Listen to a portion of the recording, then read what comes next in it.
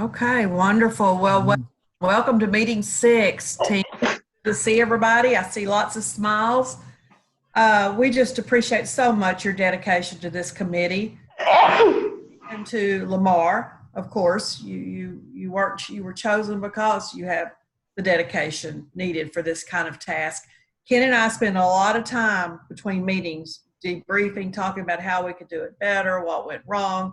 You know, we're not going to blame everything on Zoom, but we just want to be in front of you if at all possible. So we're going to talk about that tonight. So what you have in front of you is the agenda. It says the outcomes for tonight, but really it's the outcomes for the rest of our process, whether or not that's 1 meeting, 2 meetings, 3 meetings. This is what we have left in front of us.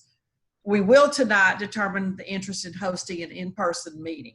I think Mike sent you an email, explain that they have a plan if you choose as a team to meet in person. So that'll be the first thing we do in just a moment. We'll talk about that. You're going to see the project spreadsheet that Ken's worked on. And this is a combination of everything that we've talked about and done the polling on, the voting on over the last 2 meetings. So we just want you to see it and see where we are. Then we're going to discuss the projects that we think still warrant additional discussion. These are the ones that we took notes on last week, and you said, you know, we would like to see a more extensive list on this. We want to know money on event center, those kinds of things. And so we'll show you what we think we heard, but of course we want you to add any projects that you think more additional discussion. Oh. Then we're going to hear from the staff. Staff has several comments on different projects. A lot of this had to do with what you asked for. I know you've received emails and lots of info from staff electronically. Can we please mute everybody, please? Please mute everybody. Then ultimately, we're going to finalize the final project proposal. You know, whether we get there tonight, depending on our vote or our decision on the in-person meeting, it could most likely be the next meeting. And the last task we have as a committee is to select a representative to present the project proposal. So be thinking about that. So Ken, did I leave out anything that you can think of? No, you've got okay. Yeah. Okay, well, I'm going to ask Mike to talk in just a moment, but we are going to discuss the benefits of hosting an in-person meeting versus attempting to finish the process virtually tonight.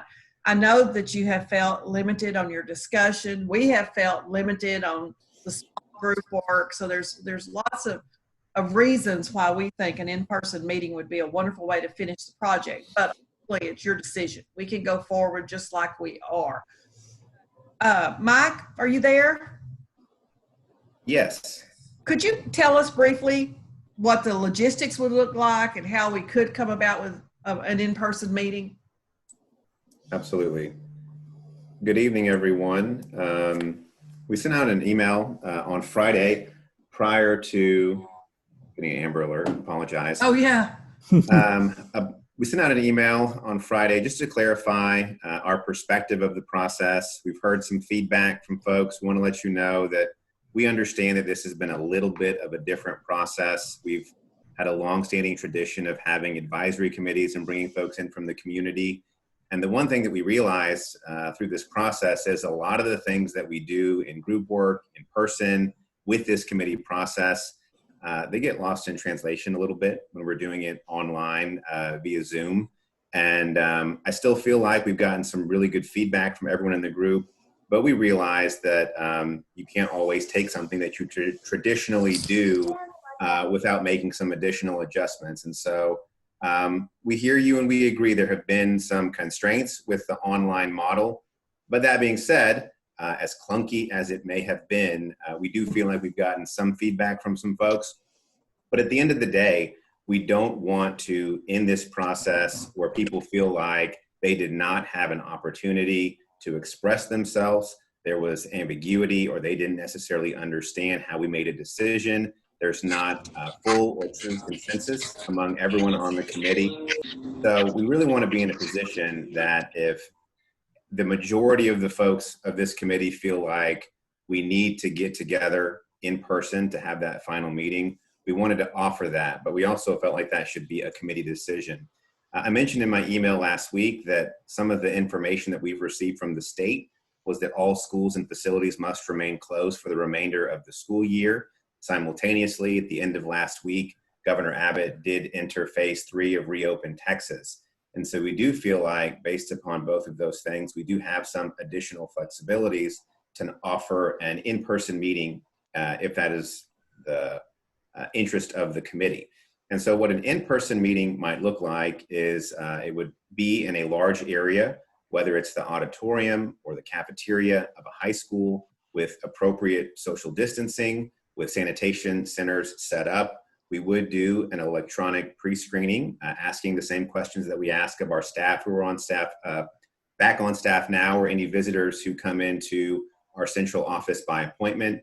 If you don't complete that pre-screening, we can do it whenever you show up at the meeting, but it's just general questions about people this evening, have you been in contact with anyone with COVID-19, those type of comments. We'd have opportunities for large group discussion in that area. We would have microphones set up on mic stands so folks could go and speak without having to touch anything.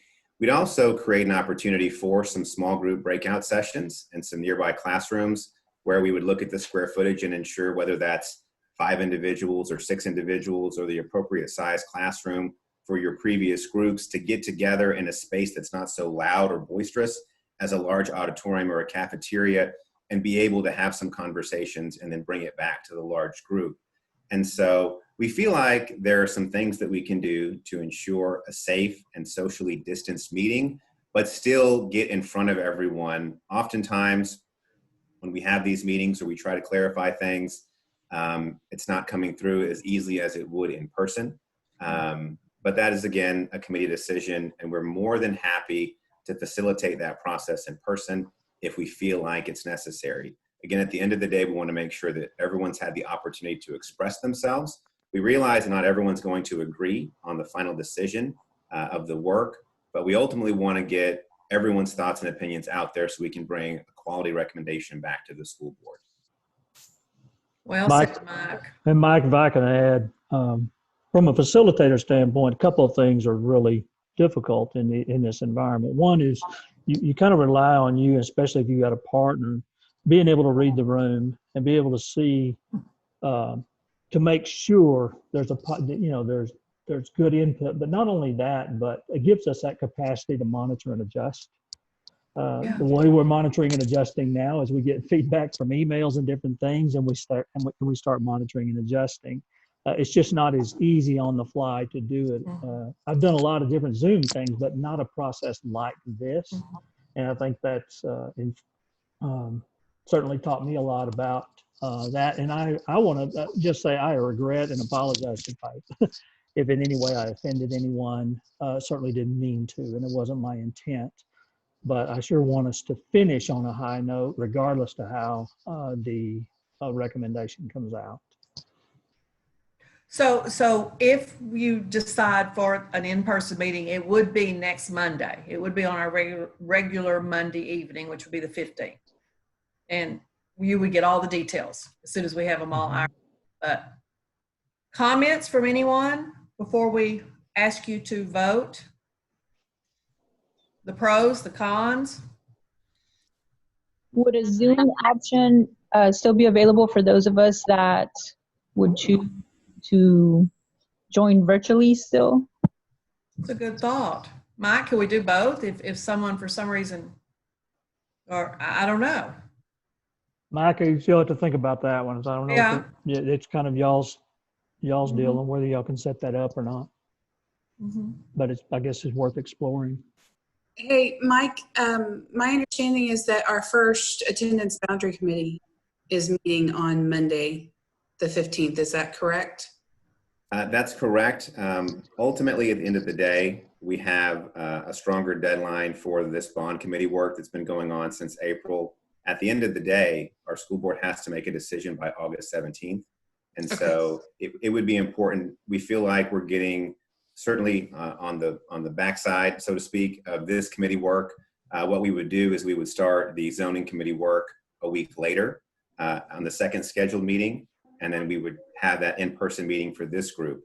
at that in-person meeting, if we felt like we were not in a position to come to a consensus, we would offer up additional in-person dates that work with the committee's schedule because we have some time for that. But then we'd go ahead and begin that zoning process that you're speaking of. Okay. Other comments, please?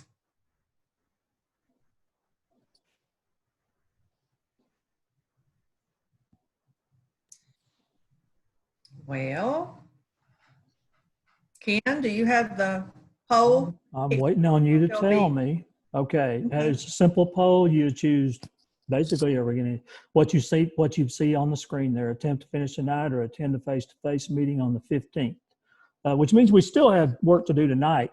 Oh, yeah. But it puts us in a position if we meet next week to I think meet some of those expectations that have been expressed in the feedback. So here's the poll. Okay. The majority of the committee would like to finish tonight. Okay. Okay. So that We will. And knowing if we don't finish tonight, then we will have next. we'll still consider with Zoom, I Yeah, guess, virtually. because we still want to accomplish what we want to accomplish. So Absolutely. okay. All right, Sherry. Well, let's look at our next slide. Let's get rid of this, Ken, just a second. Did you write those numbers down? I forgot to, but we're recording. I've got it. Okay, you've got it. I've got it. Okay. So Ken, show us, the next slide is just says, we're going to share the spreadsheet. Okay. Show us the spreadsheet and we will get this to you. Yeah, what I'm going to do is just kind of go over each one. And what I've got showing is here, basically the whole voting, if you would, poll all the way through the projects on every single one of them. And it's going to show, the ones that met 75%, that was our number for consensus, and the ones that did not. And what we want to do is, and I want to emphasize this, we would like to get as much comprehensive feedback from the committee, not just, a few people that may be passionate about one thing or another, but get as much as possible. So we're just going to work down the list, but I'm going to go over the whole thing first. Then we'll come back to the category of schools and land, look at the thing holistically, and open up a conversation about that. And Kim, before you show that, I think it is a good idea. This is what we think still warrants discussion from the last couple of meetings. Interior improvements we talked about previously. You've been able to see the list and you could talk about each of them.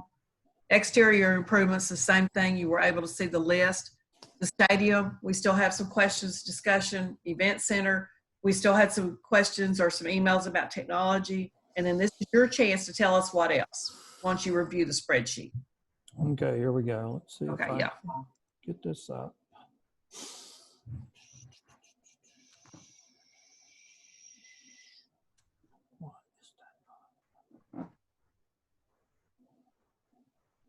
Pardon me a second. Yeah, you gotta Well, share. it's not showing up in my share screen. You will stop. Yes, I want to stop that. I want a spreadsheet. There we go. Now it's there. Okay. I might need to cut this down in size just a little so you can see the whole thing. Well, almost. Let me cut it down just a little bit. Okay. How's that? Is that visible, Sherry, to you? Yeah, it is. Okay. Everybody okay with that? Yeah, just visibility wise. Okay. Of course, there's notes and things, but this is kind of a condensed down version. We started with schools and land. We did an initial poll, and again, this is just the results of what we did of really just the initial brush of who's in favor of this carrying forward. And this is the high school. These are the results for the 3 elementary schools, the junior high school, the land sites, the middle school. And then we had Early childhood facility. we had the early childhood facility, which did not meet 75 on that. As you can see, it's over here. and that CTE facility. And then we had interior improvements, which we have. That's one of the ones we know that the at least committee, or it's been expressed in feedback that we want to look at those more closely. And then the library expansion did meet the standard, meet 75, we'll call it that. And then a couple of others did not. Exterior improvements, same story as up here. It's expressed in feedback to look at that more closely. The access at Huggins Elementary met above 75. So did the exterior improvements to Ray Elementary.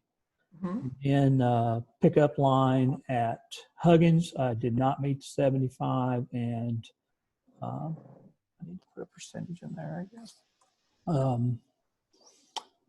And as you can see there, exterior improvements, Frost. Austin Elementary did not meet that. Did not. And then technology, the infrastructure upgrades and all that was on the district needs assessment list made the met 75% or better, and then the one-to-one laptop initiative did not. Fine arts, the orchestra rooms did not meet that. Athletics, all of these items down to district facility, the new stadium, which I know that was one of the things we wanted to hear from staff on. And then cover for basketball courts. Again, didn't meet that one. And then all of the transportation items were favorable. And then we get to other child nutrition upgrades, expansion of 1621, the district-wide campus radio infrastructure, and then district event center, which I know that's on our list to talk about, in the police station, did not. So that's the overall list. So let's just start back with schools and land. You see all of the items right here. What else do we need to discuss in schools and land? Hey, Ken, this is Hope. I know we were going to discuss the pool. Okay. With the creation of the new high school. Yes. I think you all had said in that estimated cost, it did not include the pool. Yes. Yeah. And if I could ask Mike McKeever to go over that rationale again, or Kevin. Kevin, I'm sorry. If Kevin's not here, maybe Mike can do it because basically that's a district construction process that they need to explain. Good evening, everyone. This is Kevin McKeever. I'm Executive Director of Facilities and Planning. And what we have done in the past, and is how we have made this recommendation, was to build a school, the high school, without the natatorium and with the shell space because of a need. And basically, the schools usually open at about half of the capacity. And then as the schools grow, it goes to another bond in the need, and then the shell space and the natatorium in the sixth grade become on the following bond issue. That's how it's been in the past. And that's how we put this one together. Do we know how much of an additional cost it would be to incorporate the pool in the initial build? Has that been estimated? It's about 15.8 million. And what was the cost for and I apologize to everybody for showing up late, but can you tell me what was the cost for the last pool that we did as a retrofit to a building that was already there?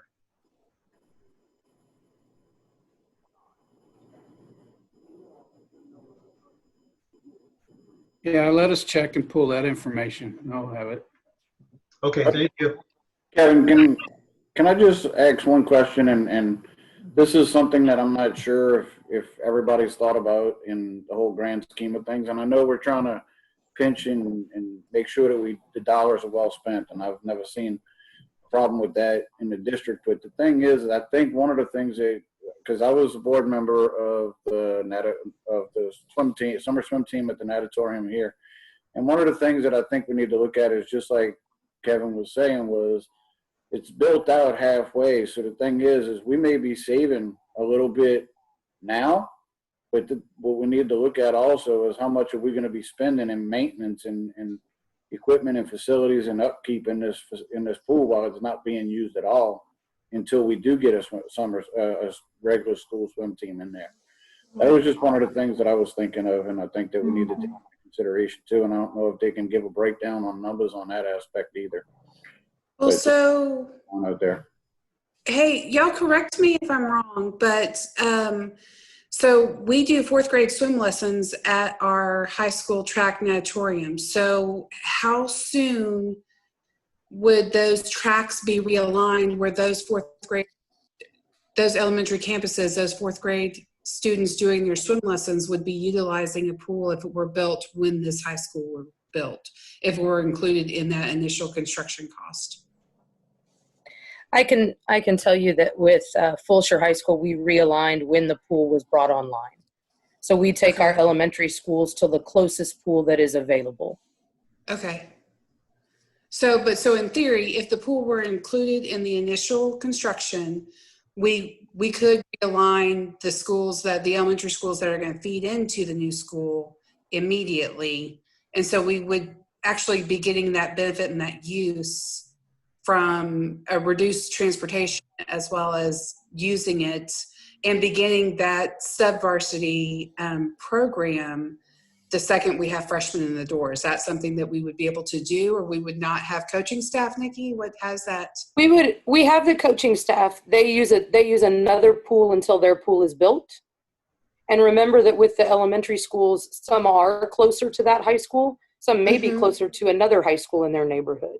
So there could be a reduction in transportation costs, but there isn't necessarily for each and every elementary school. We've got the flexibility with 4th grade to adjust depending on which pools are available. When it comes to sub-varsity swim, when a high school opens, they will have sub-varsity swimming. They'll have varsity as soon as they have a varsity swimmer who's qualified.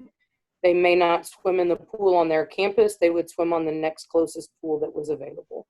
That's how, really we've only had these natatoriums for years now on every campus. Prior to that, we shared. And at this point, if Randall High School didn't have a pool, they'd be sharing with, could be Terry, could be George Ranch at this point. So if we were talking about high school 7, depending on where it is, it would share with the next closest pool to it. And so Nikki, from athletics standpoint, is this kind of 6 and 1/2 dozen for you to have that athletic facility included in the new build, or included maybe 3 to 4 years later? Does it make any difference from an athletic standpoint? Having the pool come on 3-year in the next bond is not detrimental from an athletic or a 4th grade swim standpoint. And because the building is independent of the rest of the building, we don't see a negative impact to any of our other athletic or PE programs when it comes in the next bond. Awesome. Thank you. This is Dave Vershak. I have a question about the consistency in the numbers between the high school, the elementary schools, and the junior high school. In 2017, the high school was 124.5 million. Now it's going to be 161. That's 36 or 37 million increase. That's a 29% increase. The junior high went from 62 to 77. That's plus 15 million. That's 24.5% increase. 3 elementary schools went from 98 million to 99 million. That's a 1.4% increase. I guess I'm curious about why you don't see that escalation in the elementary schools, and is that going to end up to be some sort of a very unhappy and strange experience as the expense for the press box? The other question I have is in 2017, we had a high school and a junior high, 124 million, 62 million. Then when we did the comparisons, you've added that up, and now you compare Randall High School plus the junior high at 186.5. I'm just curious how these things are put together, in addition to why the elementary schools don't see the cost escalation. I mean, it's great that we can save money, but it's inconsistent with the almost 30% increase in a high school and 25% increase in junior high. What's happening there? increase for secondary schools is the increases? Hey, Mr. Vershek, part of the increases that you're seeing are also an increase of scope. We have an additional synthetic turf on the high schools and a multi-purpose room on the high schools, and this is an increase of scope on that project, and the orchestra room. Okay, so you're saying is that on the high school or junior high? Because we have the extra $2 million per high school, $12 million in the bond issue in 2017. So now you're putting that, what is that, approximately $2 million for the turf field in the new high school number 7? Yeah, I didn't really understand. I couldn't hear you very well, but can you state that again? Yep. Maybe that'll help. Yeah. So you said that the high school is increasing a little bit more because this time you have I think you said you have the natatorium in there, or the pool, the bonus room and the field being a turf field. Synthetic turf, multi-purpose room, and orchestra room. An orchestra room, okay. RG. So I still don't understand. Then the junior high school, what would be the 24% increase in the junior high school? It also would be getting an orchestra room there as well. The orchestra rooms are like, what is that, 9 million? So this is plus 15. But the elementary schools get nothing new. They're just the same design, everything, same design, which is good. If we can save money, that's good. The elementary schools are very consistent. Yes, sir. Okay. So there's no inflation factor. I mean, the inflation factor over 3 years must be like 0.5%. It just seems inconsistent, that's all. And I'll have to check that out because it is a little bit more than that. Mm-hmm. But I'll get you some numbers. Yeah, it should be more in the neighborhood of 8%. Other comments or questions? Regarding the issue of putting in the natatorium and everything else into the initial build, has anyone on the staff actually looked at what the cost benefit analysis is for the delaying it, tearing stuff up, remobbing, demobbing once again associated with it, and the disruption associated with it for adding it after the school was built?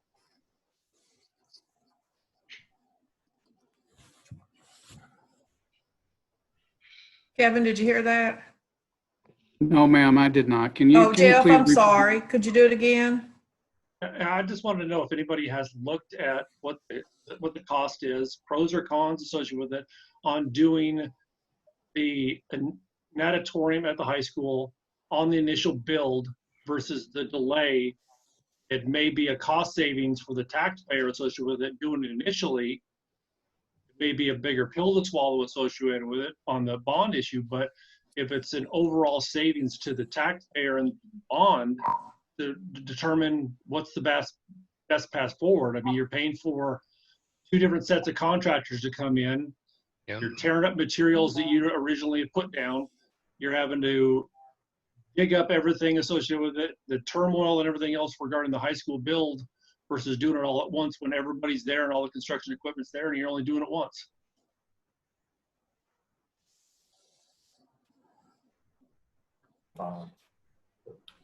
So you're saying that basically what it would be is the added cost of inflation, moving it to the next bond, and you'd be looking at about $1 million is what it would end up costing extra.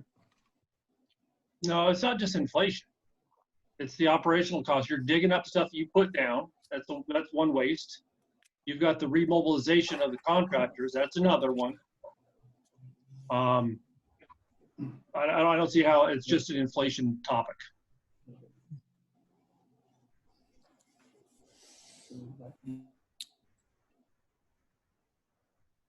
Okay, I'm sorry. If you build it with the high school, it is about $1 million savings. And that's what you're talking about, is the mobilization, remobilizing, and all that kind of thing. So you would save a little bit by putting it into the original cost of the construction. So it's the pleasure of the committee to poll again to see where we are on adding the pool to the new high school? No? I'd like to see a poll on that. Can we have that so we can see where the committee kind of lands on it? To see if it even warrants. So our question is high school with pool. Or high school as is? Correct. Sure. Give me just. Okay, guys, and Okay. I just have a quick question. Is it even feasible? Because I passed by the new high school last week and it seems like they are rocking and rolling. Is it even feasible to add that in at this point? And what would that look like? So we're talking, Rose, we're talking about the high school in 3 years, not not the current. So the Randall High School pool is down there in facilities somewhere. That's going to be that's in this bond. Yeah, so that's down there in this bond to put the pool at Randall High School. What we're saying is the new high school 3 years out. Okay. 3 years out. Should we go instead of waiting 6 years for them to have a pool? Should we have the pool when that one opens? Thank you, Shannon. Okay, the way I'm going to do it. Can we pull Okay. for no pool or for no school at all? We already voted on the pool for Randall High School. We voted that on that last meeting. No, not for Randall. I'm talking about the school that we're speaking of right now. It's okay. We're going to do a poll, and it simply said the title of it's high school with pool. You choose yes, no. For just that first item there, the new high school, the one. New high school. It's only for the new high school. Not Randall. Not Randall. Right. Can we do a poll for school or no school? Since we're reintroducing the school to begin with, can we go back? Okay, let's go high school with pool. Without pool? High school. Or no school? Okay, let me change it up here. And just as a real quick point of clarification while Ken's doing that, if I understand the district correctly, the purpose of tabling the pool, the athletic director said we can do without it, and it doesn't add 15, 20, whatever million is to a bond, which we're going to have to ask citizens to vote for. Is that the reason that we don't include it at the time? At this time? Nikki, is that pretty much what you said, or Kevin? Well, we can do without it for the first 3 years of a high school's existence. So let me clarify. We can delay the opening of the pool on that campus, but I'll let Kevin answer the question. And I think I can help a little bit with that. You're exactly right. Because we can delay it, and not only that, one of the approaches that have been taken is trying to make sure that we do not have a huge impact on the tax rate. But when you delay it out for 3 years, you also have an opportunity for values and those types of things to also impact that tax rate. So the way you described it is one of the ways that we've done in the past. Doesn't mean that we can't change it, but that's how we've approached it. We've asked for those projects when we needed them, as opposed to asking for them ahead of time. And this is, again, an authorization to build, so we can hold off as long as we need to, or we can build earlier. I have a so the couple issue- of clarification questions, if I may. One is, what we're voting on now is the pool for Randall, not the pool for the new high school, correct? No. That's one. No. It's What just, do we? This is the pool. This is the question to add the pool to the new high school that currently exists in schools and land. Got it. Okay. Yeah, My the second 161. clarification question. Was there a motion that we vote on whether or not to include the new high school? Yes. I did add that to the poll. Is that not just for clarification, is that not a board priority? But, and it's already passed 95%. Yeah, we Yeah. passed Right. that already. Yeah. I'm not quite sure what the purpose of voting on that is, since we will have nowhere to put students. Oh, I didn't think we were. I did. So here's the reason I bring that up. And Uh-huh. the reason is because we continue to piecemeal our decision making based on previous results rather than going with accepting a previously reviewed or a polled situation. And I just think that we need to, when we revisit stuff, we got to go back to the beginning. We can't halfway this thing. We've got to review the entire decision rather than halfway down the path say we want to go in a different direction.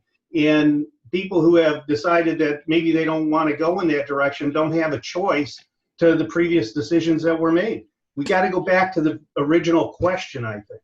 Well, I know we all agree that based on the projection of what the population growth is going to be, we 95% agree that a new high school is needed.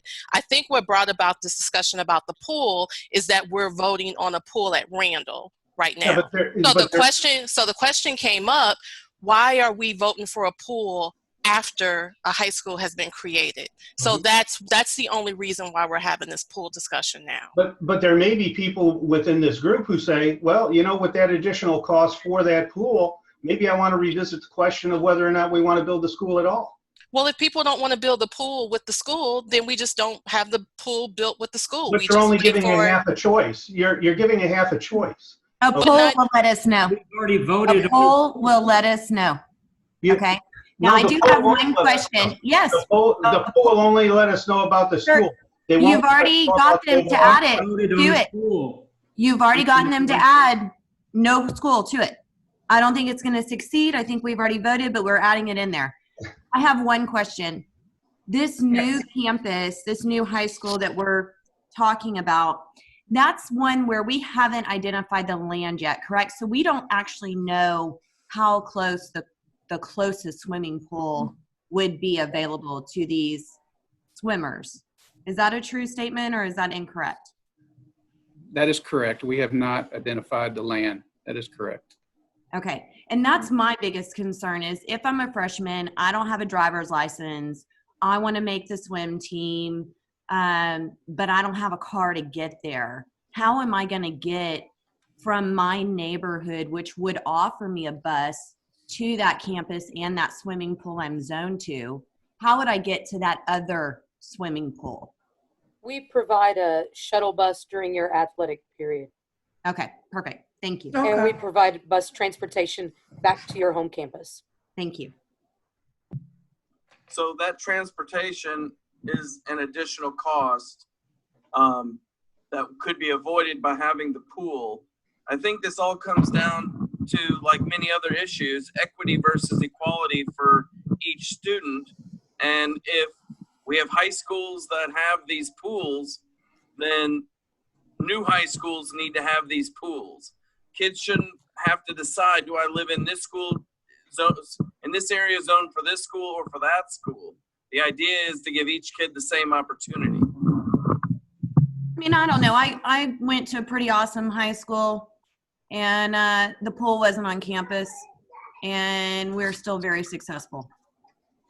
Well, I think it's an issue of when you're going to build a school, and you're going to build it, and then you're going to finish out a room, and then you're going to add an orchestra room, and then you're going to add a pool, that everybody ought to know what the true cost of the school is up front, with the construction, with the building out the additional space, with the pool, with the orchestra, with the turf field. And I think that we keep getting this trickle down effect. Okay, here's another 15 million, here's another 15 million, here's another 15 million. And before you know it, the 161 million becomes 200 million. And nobody really knows because you keep doing it incrementally, and it's sort of hidden. And that's the government approach, and we really don't like the government approach anymore. Well, that's true, unless 3 years from now the bond committee says, no, they're doing great, they don't need a pool. I mean, we're making the assumption that if we don't include the pool today, that it will definitely be included in 3 years. And that is not necessarily the case.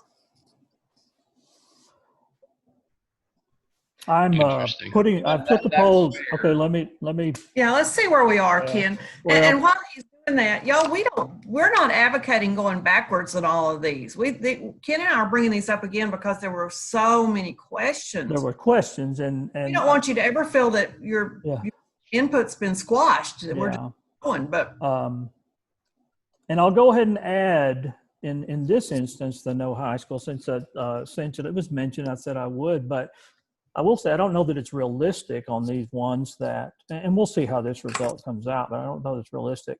I think we got to pick out the ones that true people. Hey, let's pull and talk about and work from there. But let's see what happens. Let's see what happens. Yeah, let's see what happens. Let's see where we are. Ken, also, it looks like someone might have got kicked out of the meeting. So you can just check the waiting room. Oh, I just saw that. Sorry about that.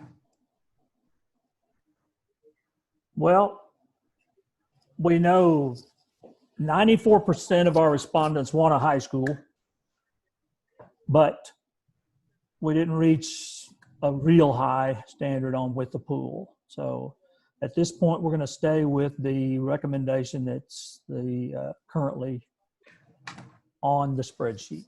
But Ken, we can also add that to our spreadsheet, even if it's a no, we need to add that line. Sure, so we can do that. Board will see. Yeah. Well, we'll have that data. Yes. Okay. Yeah, I'm writing it down. Okay. Yeah, write that down for me. I got it. Okay. Good. Okay, we're done with high school. We're going to move on to anything else in schools and land. And please, some of you people that maybe have not have spoken, please join in the conversation. I have a question on the land sites. Sure.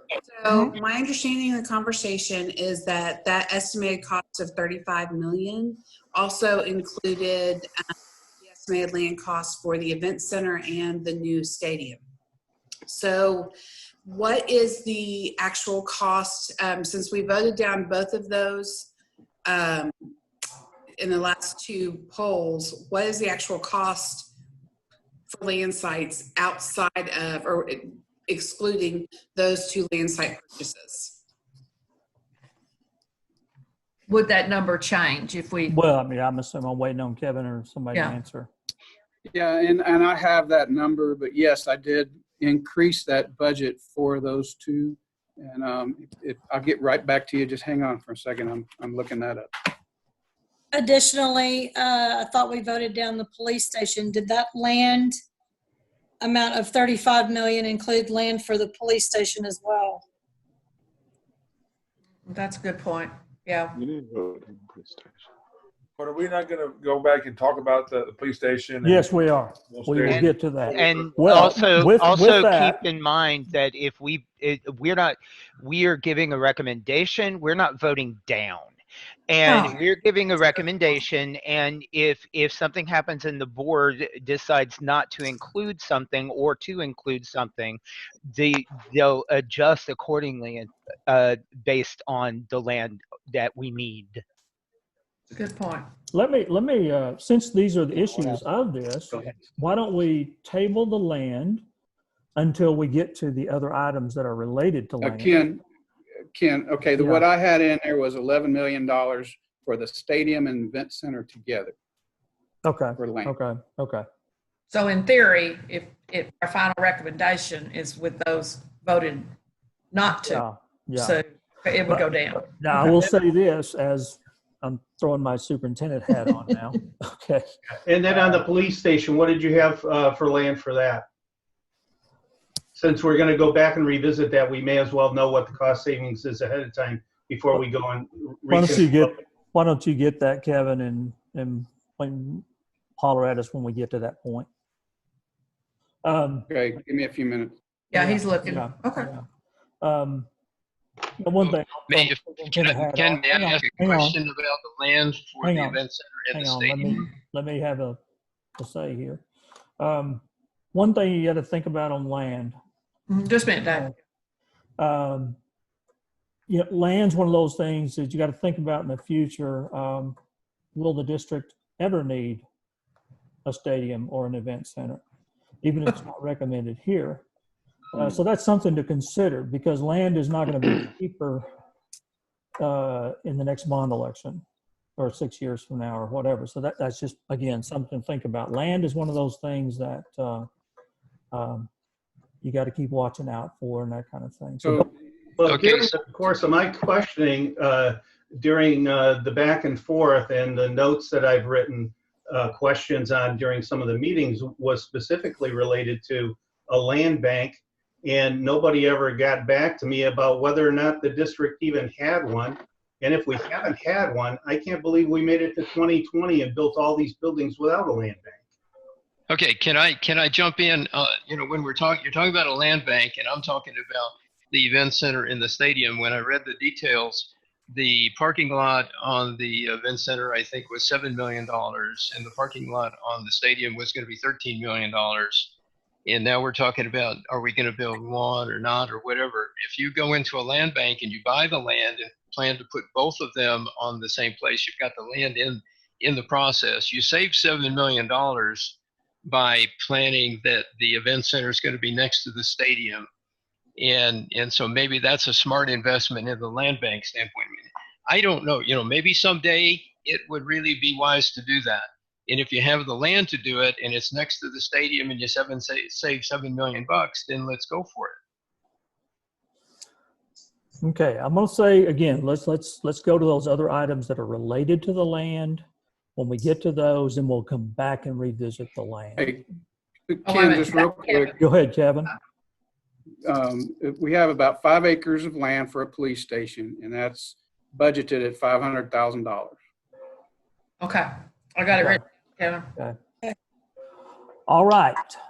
Next is interior improvements, I think. Interior improvements. It passed at 89, but. It did, but I know we wanted to focus in, because $65 million, wanted to talk about what's in there and advocate for anything related to that. So Kevin, if you would, I hope you have it handy.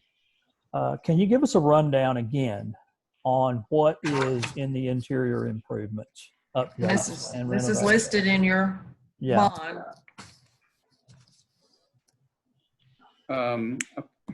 Hold on a second. Okay.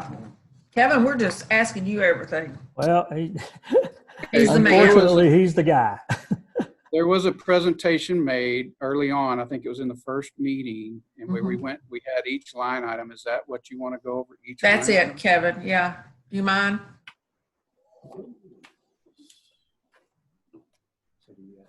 Can someone pull it up on the screen for the visual people to see it? That's I'm what looking he's. through all the documents. That's what I'm going to ask him to. I think that's what Kevin's looking for too. Yeah. Perfect. Thank you.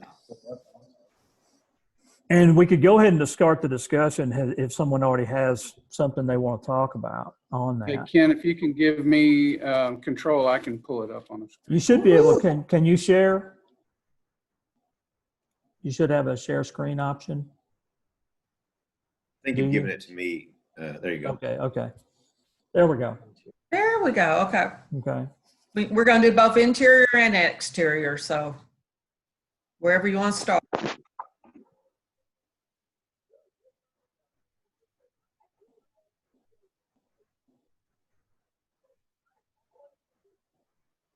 Okay, can y'all see this? We can. Mm-hmm. All right. You just want to go through each one? Yeah, let's go down the list. I think so, Kevin.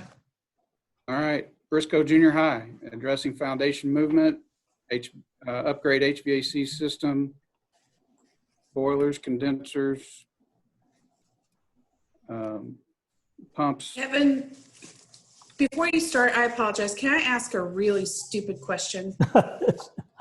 I feel like this has been addressed, or this was addressed in 2017, but I just want to ask again. So do we have, like, as a homeowner, I have homeowners insurance. So when we had Harvey, when we had flooding and all that, I had insurance. And I know that there has been a conversation that some of our foundation movement, especially in the Gold Track, was because of the flooding from Harvey. Is that something that the district carries to help offset the costs of some of the damage that may have been done to our facilities in those floods and natural disasters? Or is that something that we do carry insurance on our facilities, and if they're in the floodplain, we have different coverages. I will tell you that the deductibles are very, very high on that. And so it still comes out of the general fund in order to get those deductibles. Generally, I believe it's in the 2% range of the value of the building. Okay. Oh, okay. That's significant. Okay. Thank you so much. If I can ask one more question, I apologize. As a person who is not a construction person, nor am I someone who is ever in Navarro or Long or Travis, it almost seems like going line by line. I'm going to have no input on any of these things because I have professionals telling me that these are needed. Yeah. Is it possible, since this has been available to us, that if somebody has a concern about something specifically, that be addressed, but to go line by line takes an already exacerbated situation and kind of just stretches it out, when I'm not sure most of the people on this committee would actually be qualified to comment on any of these individual lines? Yeah, that's a good one. So I guess that's a motion. Question. Yeah. well, I mean, we are just, and Sherry and I, quite honestly, we are trying to balance. I mean, because it's always a balance between a need for detail for some and for some not needed, but it's always a balance. And or another question: is there anything left out? Was there anything you were hoping to see? No, I appreciate your comments. Yeah. Let's just look at it, Kevin, rather than just go over it. And the reason it's brought up is because from feedback, this was something, and admittedly, it was something that we did do in 2017. It was just so much, like I say, it flowed so much easier in that face-to-face environment. But on these lists, is this everything that's considered under the district needs assessment, or is this just a list of the priority 1s and 2s? I think it's everything. This is only priority 1s that is in the most of the priority 1s that are in the district assessment. Okay. And there's another slide in a moment. There's 2 slides of this one. There's 2 interiors. Mm-hmm. Oh, okay, Kevin. So I guess you could just flash the other slide, Kevin, and again, we can open up for. Start with Frost there. This is Dave Burchek. If I could add a comment just on Briscoe. You know, when you look at that, address foundation issues, okay, if that was something that came from Harvey, or then you've got an upgrade, then you've got replace. You've got a new projection system in the forum, new PA and classroom. So you have damage, and you have perhaps replacement of repair items, and then you have new items all in the same thing. It just seems like those things should be categorized as repair and replacement and new. And then damage, you know, is there mitigation as I can't remember who said it, a question about insurance. You know, so it just looks like there are some things. One of the pictures we saw was like a circuit breaker panel. I would think that that is something that should be taken care of out of your regular maintenance and operations expenses. If something is breaker's going to trip or something like that, you need to replace that immediately. That's not something that's going to be in a bond issue that's for 3 years out. That, you know, it just looks like that should be routine maintenance.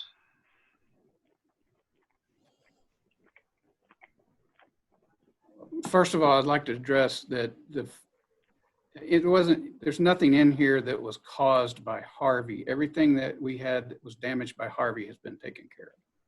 So we can't say that, that's not anywhere in here. Foundation movement that happens everywhere. We have, over the years, we've had some movement at a lot of our facilities. So this is just repairing some of those things. Okay, understood. Okay. So, how did we approve this? What was our number? 89%. It was really high. We just wanted you to have an opportunity. Yeah. Hey, Kevin, one more question. In the development center, the technology renovation, that $3 million, that is not also included in technology budget, right? This separate technology upgrade to the development center. Is that correct? Separate from what we're doing in technology.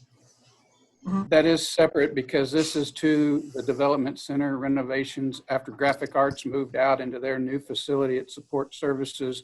This is refurbishing that space for the technology department. Oh, cool. Thanks. That was good, Shannon. Yeah.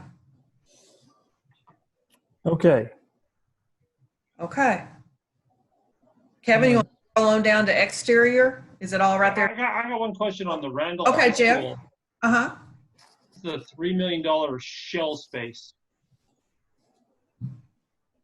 At Randall, yeah. You see that, Kevin? 1, 2, 3, 4, 5, 6, 7 Yeah. down.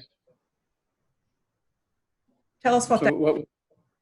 what that is the facility is built with 18 classrooms that are not built out. They're just a shell. And so this is the cost to finish out that facility. Huh? That entire high school was on the previous bond. But that was without the shell space. It was similar to what we have done at George Ranch, at Foster, at Fulshire. So I'll ask the next follow-up question then. So the new high school proposed that we just got done talking about, it's not a complete high school. It would be built the same. It's budgeted to be built the same way with the shell space and without the natatorium like we talked about. For clarification, can you explain what a shell space is and why it's important for a school to have shell space available to build into?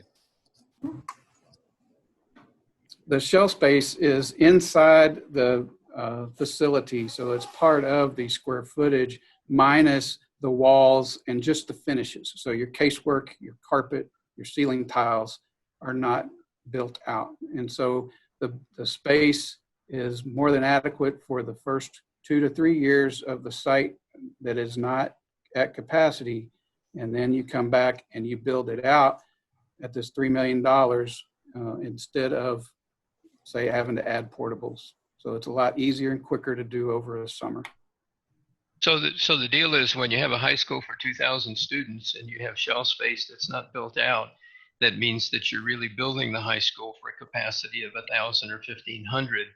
And then you're increasing the space to the original build out plan when you when you build out the shell space. I guess that's what you're saying, right? The core facilities are built for 2,000 with classroom capacity of 1,400. That is correct. 1,400, okay. And if I can just add, this is standard across other buildings. I mean, high school or college classrooms do this, hospitals do this, labs do this. This is not abnormal for a high school or for LCISD.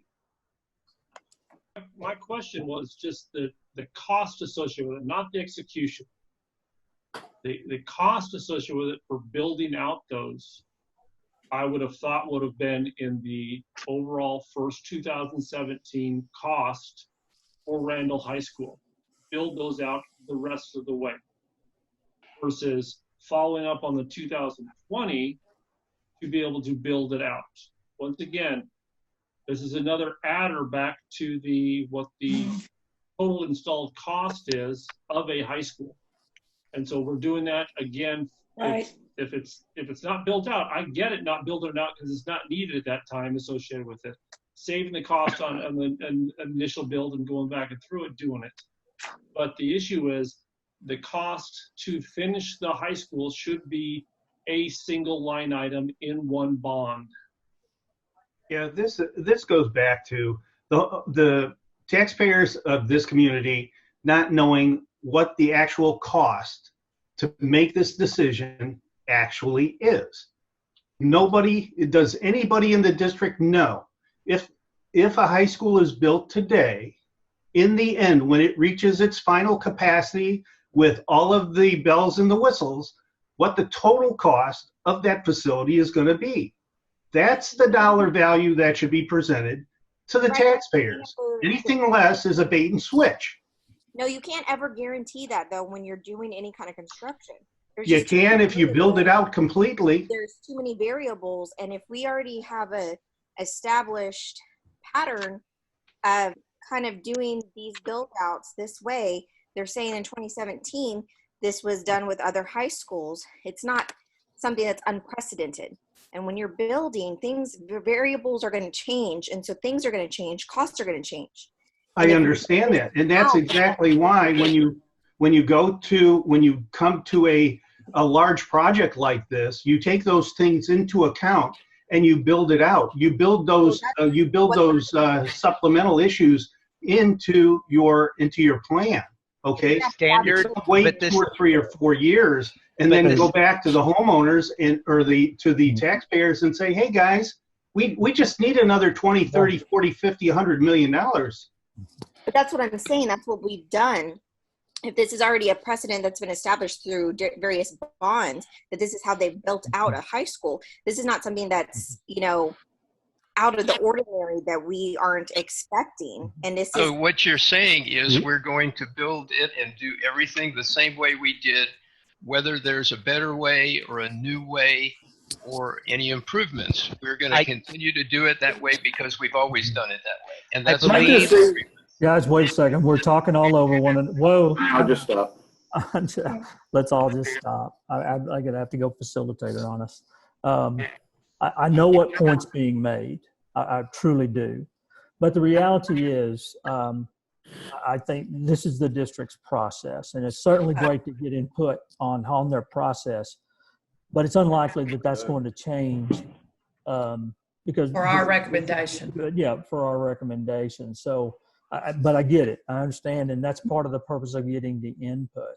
So I think that point is well made, I guess is what I'm saying. And can I just make one comment?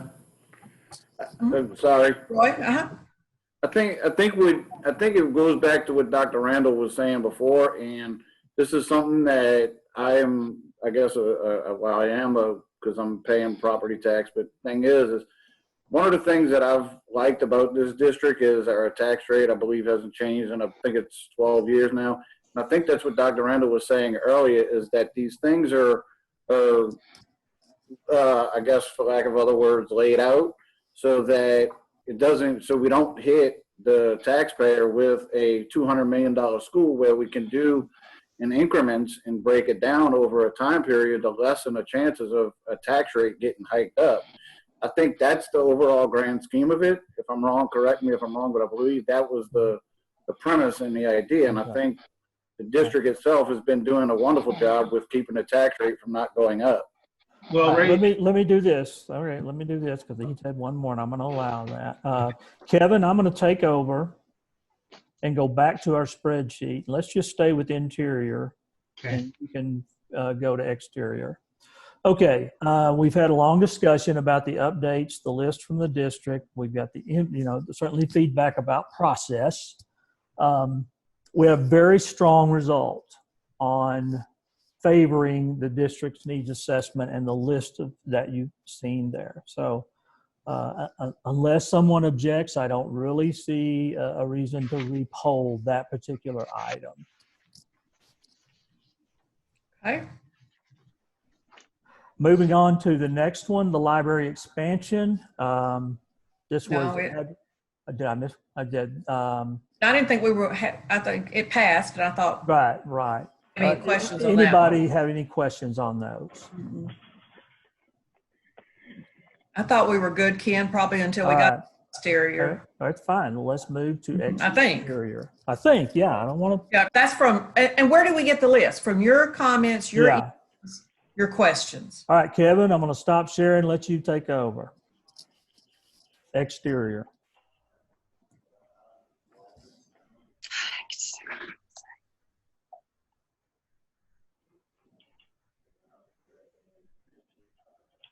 There we go.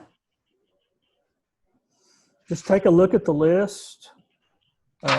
Is there something that sticks out to you, something you think needs to be added? Mm-hmm. Yeah, there's 2 slides. And of course, you have this, but sometimes it's easier to see it on the screen.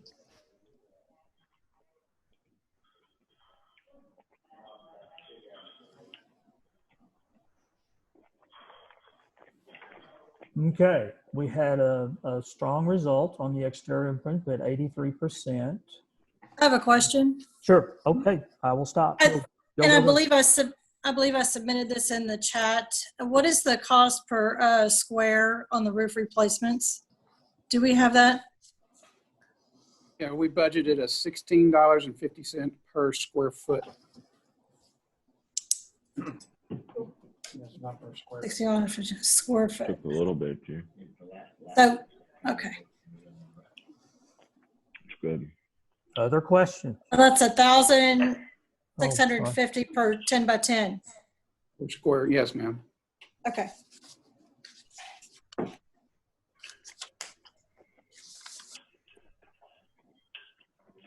Okay. I did. Sorry, go. No, Jennifer, keep talking. Somebody else had a question, or So some of the full roof replacements, I did an aerial on Google and just went around the area of the school, and what I was looking at was about 2,000 to 2,500 per square. So I hope that it indeed will be 1,650 per square on those estimates.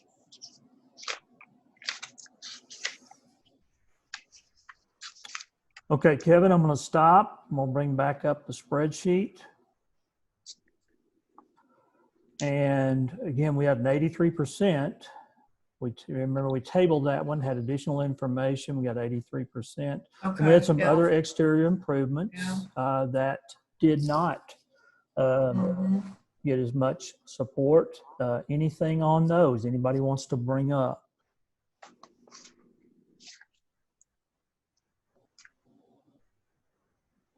These were things that were added by the committee, right, that weren't part of the district assessment? Yes, sir. Yeah, a lot of them were, yes. Yes, sir, they were.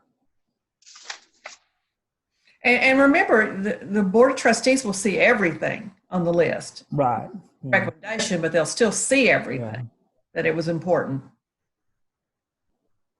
Okay, technology. Yeah, Okay. the big one passed. They had a big one, 81% for the infrastructure and technology. And then I know we had some feedback this week regarding this item. The one-on-one. The one-to-one per student. And let me tell you, just full disclosure on the cost over here, this is simply an average between those two numbers. That doesn't mean that's what it would be, because remember when our technology expert was talking to us, it depends on levels and a lot of things on the type of device that would go in there. So. And I was a big proponent of this in our subcommittee, and a lot of that is formed by my wife, who is a 6th grade English teacher, who is always complaining about the desire to have laptops for her students and can never check them out because they're checked out by the science department or the math department. Is it follow logic that if we were to say 1-to-1 for 6th grade and up, those numbers would be halved? And my follow-up question that I might ask Ken to poll everybody on is that more palatable to do 1-to-1 for 6th grade and up and not for K through 5, which I think we could all, get on board with. As kids are younger, they probably don't need to have those things 1-to-1 and work with, whatever their teacher provides for them. I think let's let the district weigh in on that first, as far as their thoughts on that. Dave, are you there? Yes, I'm here. So a couple things. First of all, I don't want to get into the instructional side of it. I will get into the technical side, and I'm the one who put together those numbers. So you're right that certain, only going 6 through 12 or something like that would reduce those numbers. I can't say it's exactly by half, because when I created those numbers, and like Dr. Helby was saying, there's a range. And it's because there's a couple different ways to look at one-to-one, depending on which question from the committee I was trying to answer. One person asked for one to need. One person asked for a true one-to-one, which is every student gets the device regardless of their personal need, regardless of what they have at home. So I looked at a true one-to-one, which was the same device for every student. And iPads cost different than laptops. Now, if we went just 6 through 12, I can't say that number would be cut in half, because a lot of the laptops, for example, that we have in the district were bought with campus funds, with PTO funds, with Title I funds that have to stay on those Title I campuses. So it's not exactly like there's just this big district supply that my team or the digital learning team or whatever manages. We would have to piece that together and to figure out where the laptops are, how they were purchased, and then what additional ones we need. So I just want to send a little caution that we can't just cut the numbers in half that way. I can speak to the instructional side of that when you deal with a one-to-one initiative, we want to also remember that there's unintended consequences as far as expenses that will come as a result of one-to-ones. Putting a laptop in the hands of our kids is only the first step in a one-to-one initiative. The other portions of that will include high quality professional development for all of our teachers, and then staffing that would be able to support the implementation, whether or not we're looking at a K through 12 level or a 6 through 12 level. So my question would be, this one-to-one for all the students, kindergarten through senior and high school, is that for the student load that's anticipated for the new high school and the 3 elementaries and the junior high, so that every school seat that's in the 2020 bond issue, this would put a computer of some sort, a laptop or an iPad in their hand? Is that what this is doing? What's the penetration? In the numbers I put together, and it's a range because in reality there might be a hybrid model, and Dr. Mosich might comment on this as well, but if we were going to do a K-12, it might be iPads at the lower grade level, which is where most of our iPads are used, and laptops at the higher grade levels, which is where more of our laptops are. So it is based on an enrollment a year or so into the future, not necessarily 3 years into the future. But if we're looking at iPads and laptops, the numbers that I put together should cover us for multiple years. Okay, but the point is the demographics, if I remember right, 2020, a medium number was 47,000 students and a high number was 62,000 students. Okay, so if we go one-to-one and we set this precedent for one-to-one, and it doesn't get us to the 47,000 students that the middle number is in the demographics for, what is that, 3 years out from 2020, maybe 2023, then we're signing up for a significant number in a 2021 or 2022 or 2023 bond issue for another 1,000 or 2,000 or 3,000 laptops for kids to maintain the one-to-one. We're committing to that by doing this. So let's know what the numbers are. If the district commits to a one-to-one program, yes, we would need more devices as the district grows. And the way we plan for technology is on a bond cycle. So we look at the technology that'll last us about 4 years, because that's the difference between one bond and the next. So yes, if we, for example, did a 2023 bond, we would probably also need additional devices for students that would take us, that would meet the enrollment for 2024 and beyond. Yeah, well, my point is this is sort of like an unfunded mandate from the state. Once you say you're going to go to one-to-one, if this doesn't cover everything that the bond issue, 2020 bond issue covers, you're committing the future, and people don't know that. You're committing that for the future, that forever now we're going to have one-to-one, and we're going to need several thousand more each time. Somebody should need to know that, calculate the numbers and what the future cost is going to be. Hey, Dave. I'm sorry, go ahead, Shannon. Sorry, I have a question. You mentioned that you looked at the calculations two different ways, a true one-to-one and based on need. So were you counting need-based based on the low SES at each of our campuses and those counts? Or how were you? No, so in the response. What did that look like? Yeah. So in the response that I wrote that you guys received in one of the answers, I only answered based on a true one-to-one. Every student gets a device regardless of need. There was another line in there that kind of explains why right now we don't have a good number on what one-to-need would really be. We know from past surveys that about 85% of our families say they do have good quality internet access at home. But what we don't know is how many devices they might have. Or for example, a family might have one computer but 3 or 4 students. We don't have the data on that. And that's why on the one-to-need, I did not include a number on that. So my point is, I'm not against one-to-one. I just want to know what it's going to cost in 2020, in 2021, in 2022, or provide an estimate so that when somebody looks at this bond issue, they can say, okay, this is going to cover us only for 1 year. You know, it's kind of like when you don't build out the high school all the way, or when you add a practice pool later and things like that. We need to know what those future incremental costs are going to be. Yeah, I'm going to interject that looking at the numbers, this was a pretty low response. So I don't think it's likely that a repo will have a different result on that particular item. Good discussion. That's why we're doing it. Hey, Ken, can we add a second question to the poll if we What would you like to do? What's your pleasure? Well, because I'm a blue track mama, and blue track is traditionally a low socioeconomic track. Can we add a poll question, one-to-one, a true one-to-one or a true one-to-need?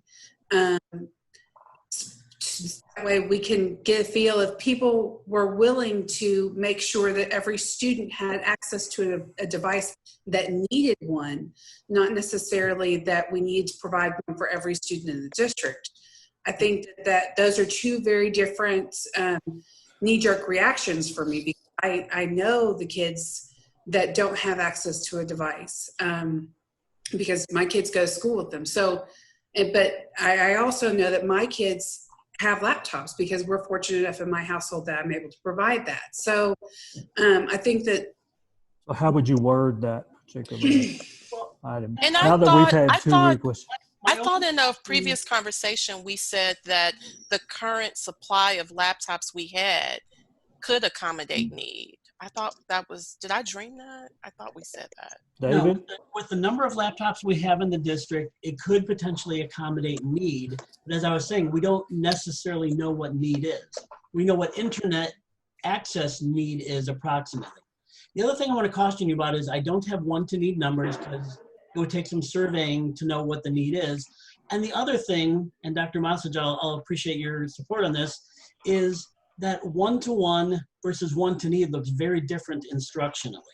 In a true one-to-one, a teacher teaches where every student has the same device, the same capabilities as everything else. A one-to-need, a class of 25 different students might have 15 different types of devices, everything from an iPad to an Android tablet to a Windows or an Apple laptop. And so that's a very different teaching situation. So I don't want everybody to think that a one-to-need is equivalent to a one-to-one instructionally. That makes sense, David. But I think a second layer of the question is, do we go K through 5 or 6 through 12? I think it's very important to consider that as an administrator at the secondary level. And I'm on the maroon track, and there we have lots of students that don't have access to a laptop. They may have a device at home, but a lot of them are trying to make do with a cell phone. So we just want to make sure that it's about equity. So I appreciate those of you that are bringing that up. if I can say one thing that it is my fantasy, and I've made this known to a couple of people, it is my fantasy that these lists would come out for committees that had absolutely no monetary value attached to them, so we could actually look at things, no, as a first No, step. I'm not laughing at you. No, No, as a please, first please, step, please. because I think that we've gotten past looking at what's the need of the student, and we've started looking at what is the financial bottom line. And I think that you are going to have, when you start looking at a difference between one-to-one and one-to-need, you're going to have an enormous number of people, even on those tracks that you would immediately go, oh, they don't have a problem, who are going to fall through the cracks on that, especially when you think of the fact that most people who respond to, yes, I have technology, are talking about cell phones. And I think that it is about the one thing that this district has always done consistently, is that it has been consistent about equity across the board. We take care of all students equally, because I do not know what's going on in my kids' houses. And it doesn't matter what I think of as their income level. And I think that we've got to continue, even through the money, to look at what the need of the student is. I'm done. What's your pleasure, folks? We beat this around a lot. This is a question really, Ken, for the administrators. Does each individual school have a technology budget? If they do, wouldn't those needs come out of that technology budget if they needed laptops for a identified group? Could that money not be used for that? Currently, they have millions of dollars budgeted for maintenance, so I doubt that they have millions of dollars set aside in their budgets for something like this. I'm not talking about millions of dollars. I'm talking about individual schools providing at-risk or as needed kids laptops. Go ahead, Tracy. There are a number of our campuses, I can speak to that. There are a number of our campuses that do receive federal money, Title I money, due to the economically disadvantaged percentage at their campuses. A lot of our campuses do help support and supplement technology at those campuses to provide access to our kids. They do that in the form of purchasing additional iPads and purchasing laptop carts so that they can be rolled in, and classrooms can also utilize those at this time. But there are many different schools that are at that Title I level that are purchasing additional devices for our kids. For the pre-AP and AP students, typically, correct? Go ahead, Zach. I'm sorry. For the pre-AP students, they're the ones that are allowed to check out the computers, correct? Currently, that is for those kids that, according to our principals, I think they've spoken here, and I would say kids in any need, I know that they have troubleshooted with those particular kids throughout the year if they have the devices.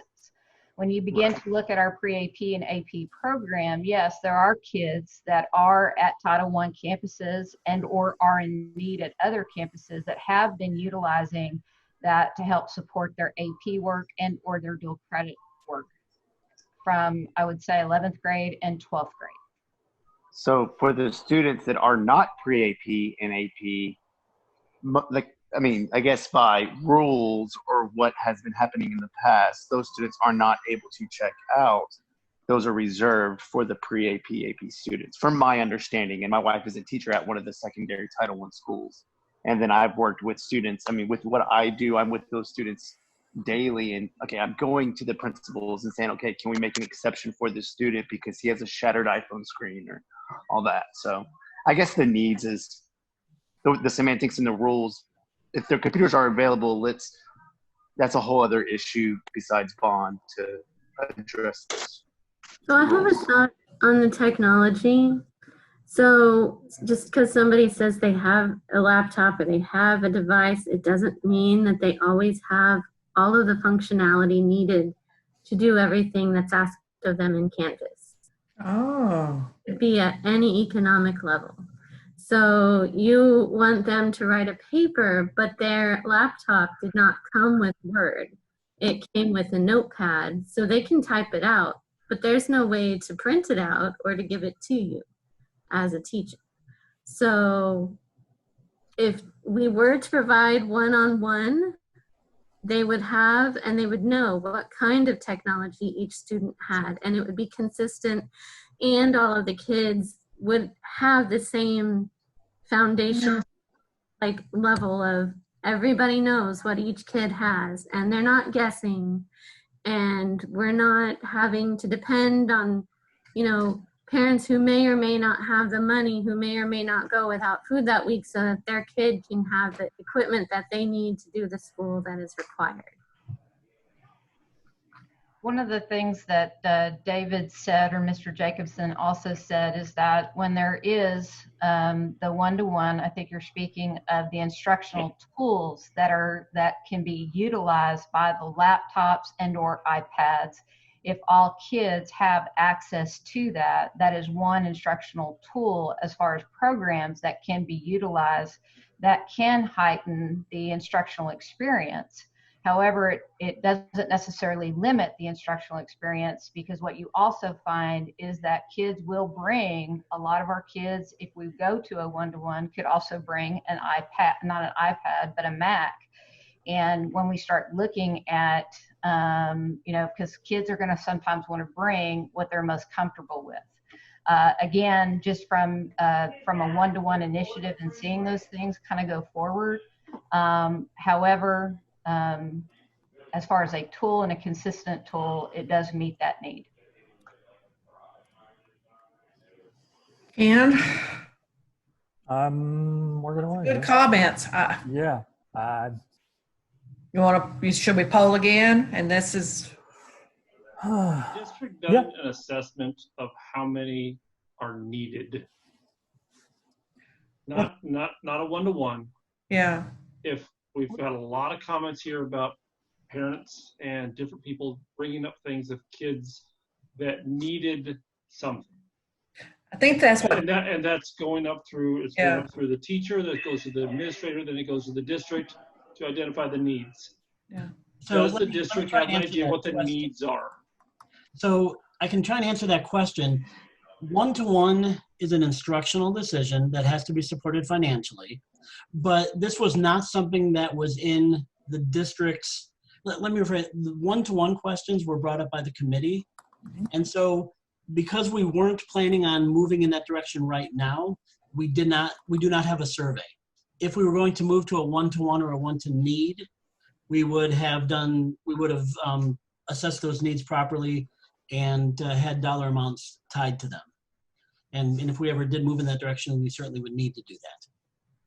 So the technology line item that we approved earlier, does it meet the needs that are currently identified from topics that we just got done talking about? Some of the Scroll down, Ken. socioeconomic challenges in campuses, Title I, everything else, kids needing and associated. Right there. Are they available?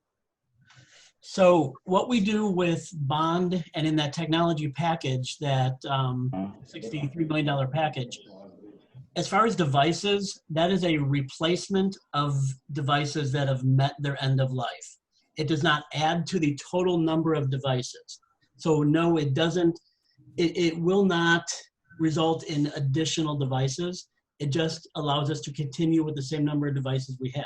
Traditionally, as Dr. Mosich was saying, campuses will buy devices with all sorts of funds or however they acquire them. And then my team, through a bond package like this, we replace aging devices that have met their end of life. Okay, with this much discussion, I have put a poll together. The poll is simple. It's going to say one-to-one device initiative, and your choice is yes or no. We are at 51-49. Yeah, Great and we need to add discussion. that. Yeah, would you write that down, Sherry? Yeah, I got it, so we can add it to a list. Okay. All right, good discussion. We're making progress. All right. Now, I guess from a break standpoint, Sherry, I guess take care of your own needs because it's good in this environment. It's hard enough. Fine arts. We only have one item. It did not meet a high number of supporters or high enough. Any further discussion on that one? This is one recommended by the district. The orchestra rooms, is that what you're looking at, Yes, Kim? yes. Okay. Yeah, we So I told it asked twice. a question about the orchestra rooms, and I think the response that they provided back in the document that we received is a great response. And Okay, you're breaking up really bad. Well, somebody's talking in the background. They need Yeah, to. yeah. Can you hear me now? Yeah, we can. Okay, so I asked a question after last week's meeting about the orchestra rooms and why they weren't programmed into the high schools. And the response I got back was a lot of information we hadn't heard before. And I didn't the person over the orchestra program was on that could give a highlight, because I didn't realize that the orchestra program is new and was created in 2017. And that the rooms were put into the middle schools. Now students are moving to high schools. There's no rooms in the high schools. And I think that creates a whole new side of the issue that I would support. There is a gentleman speaking on somebody's mic that is really making it hard to hear you. I'm going to mute all. Let's mute all. Whoever's about to speak, just unmute, but I'm going to mute all. Okay, go ahead. And whoever was about to speak. I would like to address Ms. Dawn, if I could, and the thing that was sent out. I think one of the important things that people need to understand that maybe was not made clear is that this was an undertaking by the district as a show of support for a program that was new. And that is really catching up with the surrounding districts in programs that have been going strong for years. Some of the strongest orchestra programs in the state of Texas are in this area. And what happened was that it moved very quickly from an after-school program that was begun to a classroom program for 6th grade to 2 years later, it is now up at the high school. And as Mr. Estrada spoke to last meeting, when this began in the curriculum, there were 100 students in the program and 2 directors. And now we're at 500 students and I believe 5 directors, and that is in 2 years. Now, the issue with sharing space is not alleviated by opening new schools, because the problem that you have, if you've been on one of the campuses when one of the 6th grade campuses or 7th grade campuses is letting out, and you see that little 85-pound girl carrying a bass, you understand how huge that instrument is. There's no space to keep these instruments in a band hall that is already full of band instruments. So it's not just a matter of where we meet the students, which is a necessary evil that we're running into, where we simply don't have the space to meet, but we also do not have the infrastructure at this time for the materials and supplies necessary for what by any standard would be viewed as an exploding program. Other comments on orchestra rooms?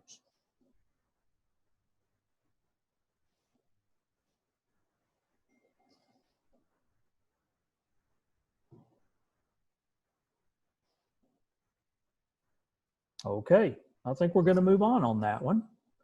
And athletics. Let's move on to athletics. There were 1, 2, 3, 4, 5, 6 items, and I would suggest that we look at all of the ones except for the stadium first, and then as we're looking at those, ask the athletic director to be prepared to speak to the need for a new stadium. But look at the other ones first. Does anybody have any question or comment on those?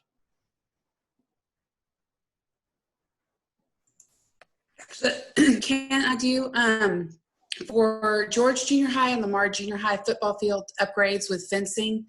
Does this dollar amount include So at Lamar, at the Lamar complex, there's a new subvarsity stadium that is being built from 2017 bond money. That the intent was that would be a junior high field as well as a subvarsity field for both football and soccer.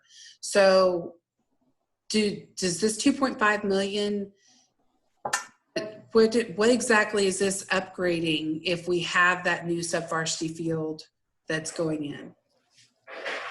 Kevin or the AD on that one?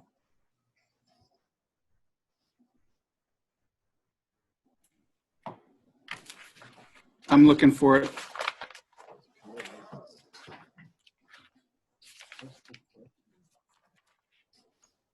Is that the practice fields by CVS? That's correct. And it was, I believe this was is this a committee ad? I believe so, Kevin. I believe it was a committee ad.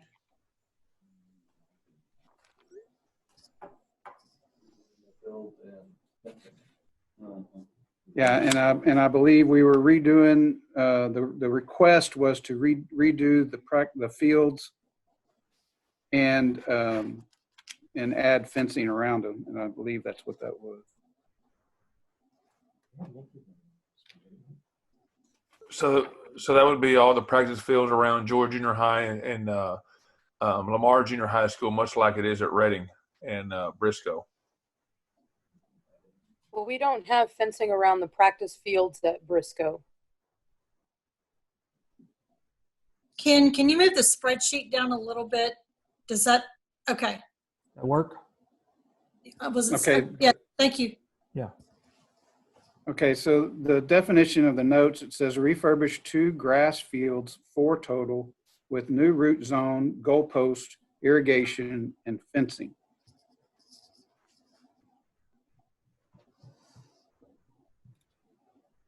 Other questions from athletics or comments besides the stadium? We'll move to that last. Okay, if we could get our athletic director, Nikki, thank you for being here. If you would talk to us a bit about the need for a new stadium. Sure, it'd be my pleasure. Thank you, Dr. Helvey. I just want to make sure that the committee understands it on this list. It's titled new stadium, but it would not be a new stadium. Well, it would be a new stadium, but the purpose that it's serving is as a second stadium. As we continue to add additional schools and additional students, we've developed a need to have a second large venue. As we add Randall High School, and then what looks like we'll be adding high school number 7 at this point, we're starting to have issues with scheduling at just Trailer Stadium. We would still very much be using Trailer Stadium on a regular basis for events like junior high football, varsity football, track meets, the many other things that we do there, from ROTC reviews to our campus-based events. Dr. Helvey, could I ask you to allow me to share my screen for just a moment? Absolutely. I'll stop mine. You just get after it. I love your background. So if you look, the UIL aligns us each 2 years. For the next 8 years, these would be potential realignment scenarios for us. LCISD in a great situation could be in 3 districts, 6A, 5A Division 1, 5A Division 2. Potentially, and probably more realistic, we would be in 4 football divisions, 4A, both of the 5A divisions, and 6A. If that holds true, in 2022, most weekends, we would play on Thursday, Friday, and both game slots on Saturday. Nikki. So that would, yes. I'm not the only one that can't see your screen. I think somebody else can't see it either. I apologize. I can't see it either. Let me try that one more time. Sorry, I was just rattling on. Thank you, Roy. There we go. Let me try that one more time. Thank you. So each 2 years, the UIL realigns us. So here you can see a little bit better. I tried to depict potentially what alignments could look like. Of course, numbers fluctuate, but I think best case scenario will be in 3 districts, 6A in both 5A divisions. With new schools coming on board, they usually start in our 4A division, which means we would be in 4 varsity football divisions. So a sample football schedule for us in 2022 would look like this. In any given week, we could be playing on Thursday night, Friday night, and both of the Saturday game slots. And that's counting on 2 of our teams to be playing away that week. If we had a situation where we did not have 2 teams playing away, then that would put us in a pickle because we would have to have another home game. When we get to 2024, things get a little more complicated.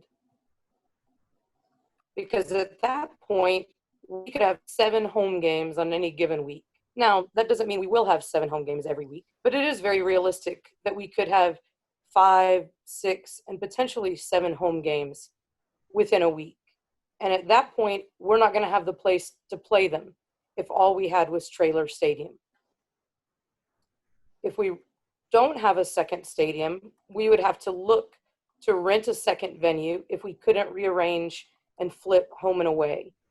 And while the rental of another stadium wouldn't necessarily be that expensive, the loss of revenue for tickets and concessions is what could be costly to LCISD at that point. In addition to the added expense of having to transport our students in the band, color guard, drill team, cheer teams, and the football team to that other venue that we were going to need to play at that week.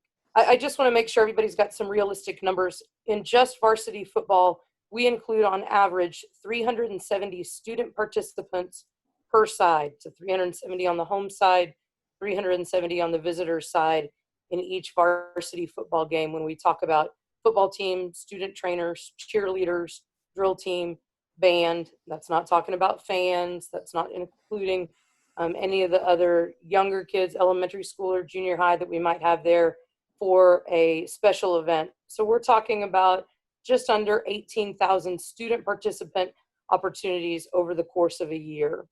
And currently we're using Trailer Stadium for junior high and high school football games. This year, we were scheduled to host 58 of those. LCISD Marching Band Festival and other marching band events and practices, high school soccer tournaments and games, fun runs and fundraising walks for various campuses, ROTC reviews and training exercises, Special Olympics, junior high and high school track meets, campus events, and then facility rentals when outside groups are interested in coming in and playing events there. So having an additional stadium is necessary in order to accommodate our increased number of events, and it coincides with increased number of campuses and students. I just wanted to clarify that at this point, the request isn't for a new stadium, it's for an additional stadium. So I'll stop sharing. Okay. All right. Discussion on the additional stadium. So Coach, it sounds like we're about to have 7 high schools. If you could compare that to other districts across the state that have a comparable number of high schools, how many stadiums, do they typically have? At least 2. Clear Creek ISD has 5 high schools and 2 stadiums. Katy High School added their 2nd stadium when they went to their 7th high school. You've got HISD obviously has many more high schools, and they're looking at 3 stadiums. They've got 3 stadiums right now. Fort Bend ISD has 2 stadiums. Coach, the 6th high school puts us in a scenario where we really need the 2nd stadium, but obviously as we start to talk about high school 7, we absolutely are in a position we need the 2nd venue. Yes, sir. With that 2nd stadium coming on board, would that alleviate Lamar Consolidated as far as other events going on there, whether it's a basketball game, things like that going on during football time, as far as parking and things like that? Would that alleviate Lamar Consolidated High School, not just the football stadium, but what the events that are going on? It could. Right now, we are trying to balance between things like when there's a big volleyball game at Lamar Consolidated, and we're also trying to host a football game. Or if we've got a big football game and we're trying to hold an event at Lamar Consolidated, so we're trying to shuffle parking around there. So it would give us some flexibility. You know, last year we had a mechanical issue at Trailer Stadium, which caused us to, because we didn't have another option, have to take some games outside of LCISD. if we had a second stadium, we'd have some scheduling flexibility there that could have prevented the need to leave the district. Nikki, so you've used the term additional stadium. Is there a thought process that you would convert one of the existing sub-varsity stadiums at one of our high schools to become similar to Trailer Stadium, so place it on that campus? Or is the thought process to be a completely separate site from an existing school? I would tell you that at this point, the discussion has been that it would be a standalone stadium site, but I'm going to defer to Kevin and his team to answer that question so that they can talk about the development process a little bit more. Each of our high schools would have to retain their sub-varsity stadium because of the sub-varsity requirements that they have between junior high and high school events that they host as well. So I'll let Kevin weigh in on that. Yes, and what she had said is what we put in the recommendation was a standalone site. And that we had talked about that earlier, is the land requirements and things like that. Other comments on the stadium? What type of build is it? Is it stick built or concrete? We're looking at a concrete stadium is what we're looking at on our estimations. Have you looked at similar to Trailer Stadium associated with it, what that cost is, what that delta is associated with it to be able to put forth? We're looking at different types of stadiums, and we're continuing to, but there are combinations of both steel and concrete. And if you go to an all steel stadium, you could save about $5 million. And it's just going to go back to what what our program needs are, and that's what we're looking at. Okay, there was not a strong show of support for that. What's your pleasure? Would you like to? Can I just ask one thing, Ken? I'm sorry. Sure. I had to step out for a second. Kevin, I think this is probably your question, but and it may have been asked just a minute ago, but what I was wondering was, is this stadium, is it just football exclusive? Is it football and pool? Is it, are we building it like, these other stadiums that are being built with the field house, the pool, and all the other bells and whistles with it? Or is it just a football stadium? Football field and that's it? Trailer Stadium at this point isn't football exclusive. We hold several different events over the course of the year at Trailer. When we need the large field space, when we need the bleacher space. While we haven't done any design development on what stadium number 2 would look like, the needs of the district would be considered, as well as the budget at that point for what could be afforded. But I will tell you, I don't believe that we'd ever build something that would be football exclusive.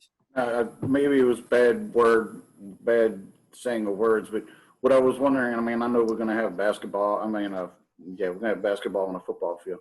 I know we're going to have marching band and things of that nature, but I know some of these schools that are being built, and I'm not trying to get into the whole Legacy Stadium and however many millions that was, but, is it going to be, football field and then eventually, the now considered with it now? I didn't know how far the thought process is going into it. If we're planning on putting a pool attached to it, I'm sure it's going to have a field house, a training room, any, things like that, or if it's going to have, anything extra onto it. It wouldn't have a pool attached to it if it wasn't built on a campus. It will have to have some, it will have to have a field house for locker room purposes, so that if there's weather during an event, we have a place to take the participants for safety. It would have to have a training room facility so that if there were an injury during a contest, we'd have somewhere to take the injured athlete or spectator or coach. So there are some functions that have to be accounted for in a facility such as this, and that would be what would drive the design part of it. Thank you. So, Nikki, or Kevin, either one. So there's, because of what we see in Katy, the good stadium and the bad stadium.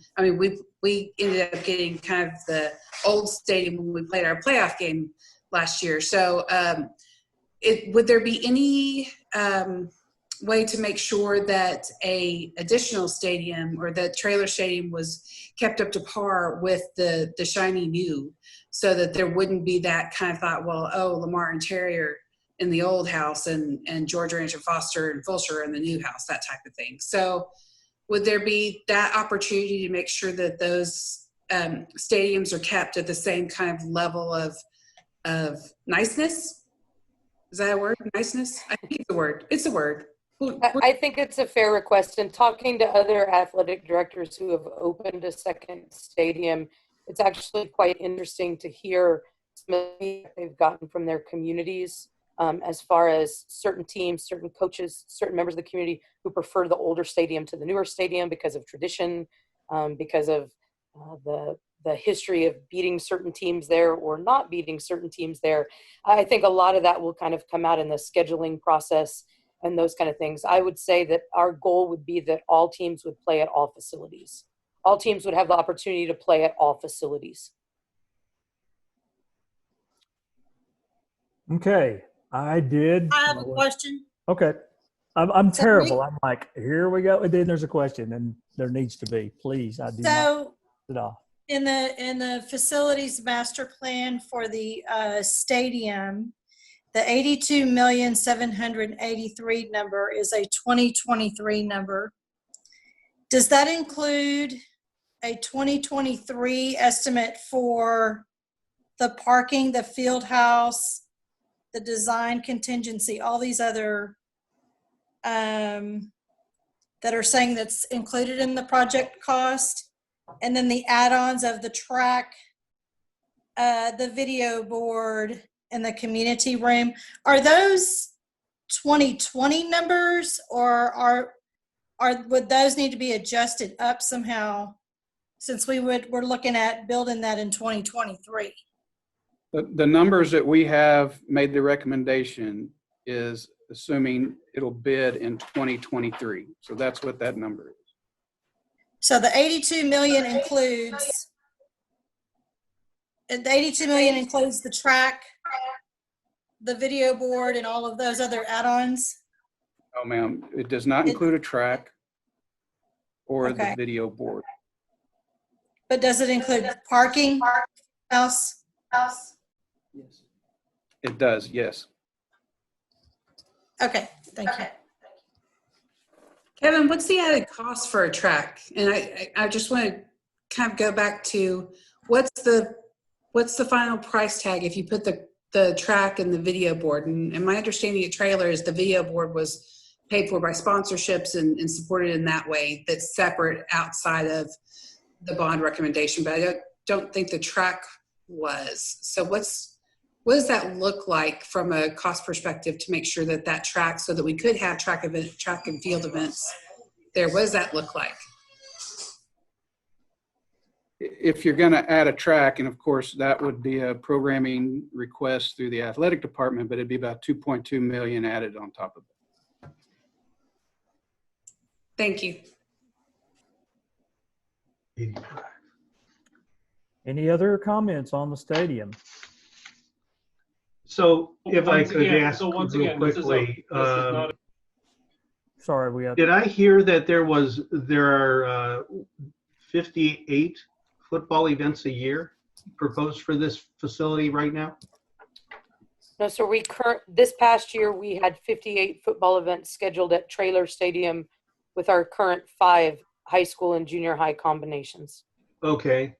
And then would you say that during the course of the year, the other events that you had on your list, Nikki, are all would double that number, another 50 or 58 or less?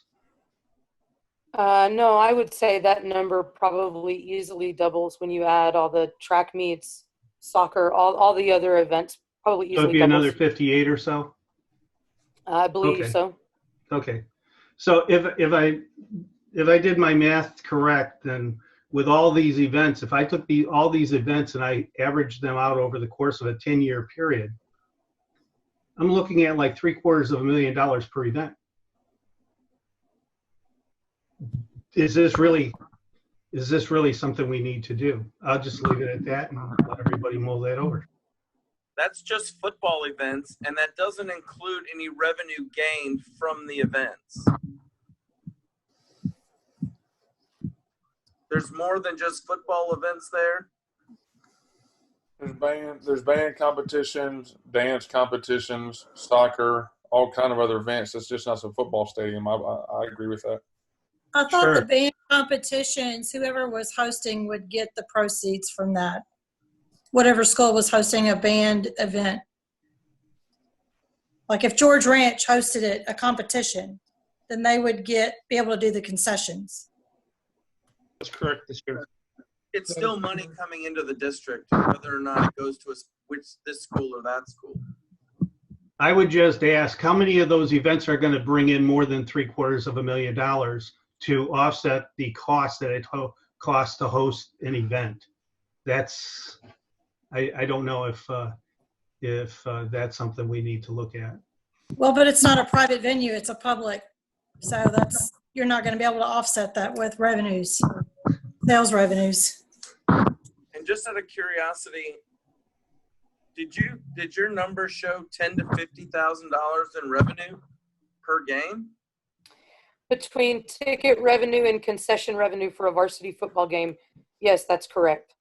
So someone do some quick math for me. 50,000 times 60 events. That would cover about the cost for one of those events during the course of the entire year. The rest of the cost would then be a negative burden on the district, if my math is correct. Well, it is a public venue, right? It's not a business. You're correct. It is a public venue, and we have to make sure that as we're making these decisions, we're also considering the cost to every taxpayer and every business as we make these decisions. This is not utopia. This is the real world. People are paying for the decisions we're making. Okay, exactly. And if you want your home to still have value, we have to have a valuable school district that wants to bring new families into the neighborhood. And if we don't have that, if we don't have an attractive place with attractive facilities, your property value goes down. Even grandparents won't want to move to live in the neighborhood if their grandkids aren't living there. So even if you live in a neighborhood that doesn't have students living there, it still affects your home value if you don't continue to develop. A dead school district is a dead community. I'm going to interject. We've discussed this one along. We're starting to get a little off the path. With this much discussion. Jeff has something real quick. I just got one question that goes back to the presentation that Coach did. Great information. With the additional high schools and the zoning committee that's actually going to be moving forward and the re-leveling of the schools and trying to share the population as much as possible, aren't we going to have more just in maybe one or two different brackets, so they would be the opportunity to be able to play against each other more so than 7 different venues associated with it? So there's 2 parts to that. In football, our 5A division is split in half, whereas in our other sports it isn't. So in football, there's an extra division that doesn't exist in other sports. So for example, next year we've got Terry and Foster who will play in one football division, and we have Fulshire and Lamar who will play in a separate football division, whereas those 4 high schools volleyball and basketball teams will all play in a district together. As our schools come in, they tend to start smaller and then grow to their full capacity and their full size. So usually for at least their first 2-year period, they're in a smaller division than where they will eventually be. Just like as we open a new school, the school that school is pulling from stays a little larger for an extra 2 to 4 years before it shrinks to its sustainable size. And so, yes, the goal will be to level them all out, but it usually takes 2 to 4 years to do that. Can anybody on the team help me to understand what is the operating cost for our current stadium per year, including maintenance, the plant, the cost of the plant, and also any personnel that might be necessary as well? We only have personnel running the stadium when there is an event there. There are no full-time staff who work at the stadium if there's not an event being held there. Okay, so what is do we know what the maintenance cost of the facility is for the year? That's probably a Kevin question, or Yeah. Okay. We'll have to find that out. I do not have that Yeah. number available. Oh. Okay, if we could get that, I'd appreciate it. Thank you. All right. We are going to, with this much discussion and this big an item, we're going to launch a poll. It's going to say include additional stadium. I'm going to use the athletic director's term. Additional. And additional stadium, and yes, no. So here we go.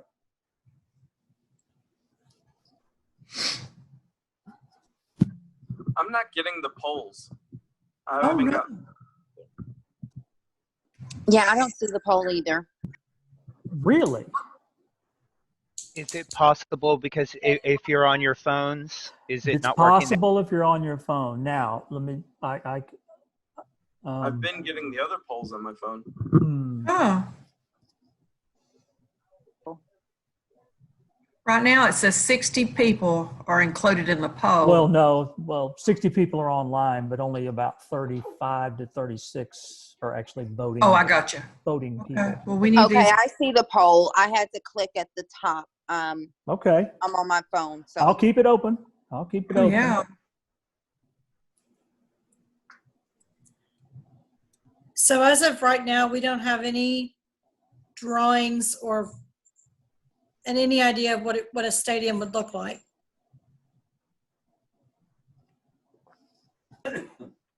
Kevin, you'd have to answer that. I do not know. Currently, we do not have any drawings on anything. We have estimates of costs. Once we get the numbers, then we'll hire an architect and go through that process, once it's approved by the vote. So how do we have a proposal for a stadium and a cost showing when we don't have a concept as to what is actually going to be put there? Did I hear in the presentation that was done that there were no plans drawn or anything like that? How do we come about this number? These are cost estimates that we're looking at, and they're based on current projects that have bid in the last year, 2 years, and then we go by that. We cannot get into a contract yet until we have funds from an approved bond to go forward with an architect and get plans made. All right. It might cost $83 million. That is correct. It is an estimate. We're ending the poll. So Here we go. add my vote. And I'm sharing the results. I got it, 84. 84% say we should include this. I got it down, Kim. This is how important it is to have new information. Yes. Okay. All right, folks, we're gonna make it. I know it's we've been going for 2 hours, but I think we're gonna make it. We're sorry. But Okay. All right. That's athletics. Let's go to transportation. Transportation was one of those that yeah, it was came all. across all the way. Any comments on transportation? Seemed to be a pretty favorable list. Mm-hmm. Yeah.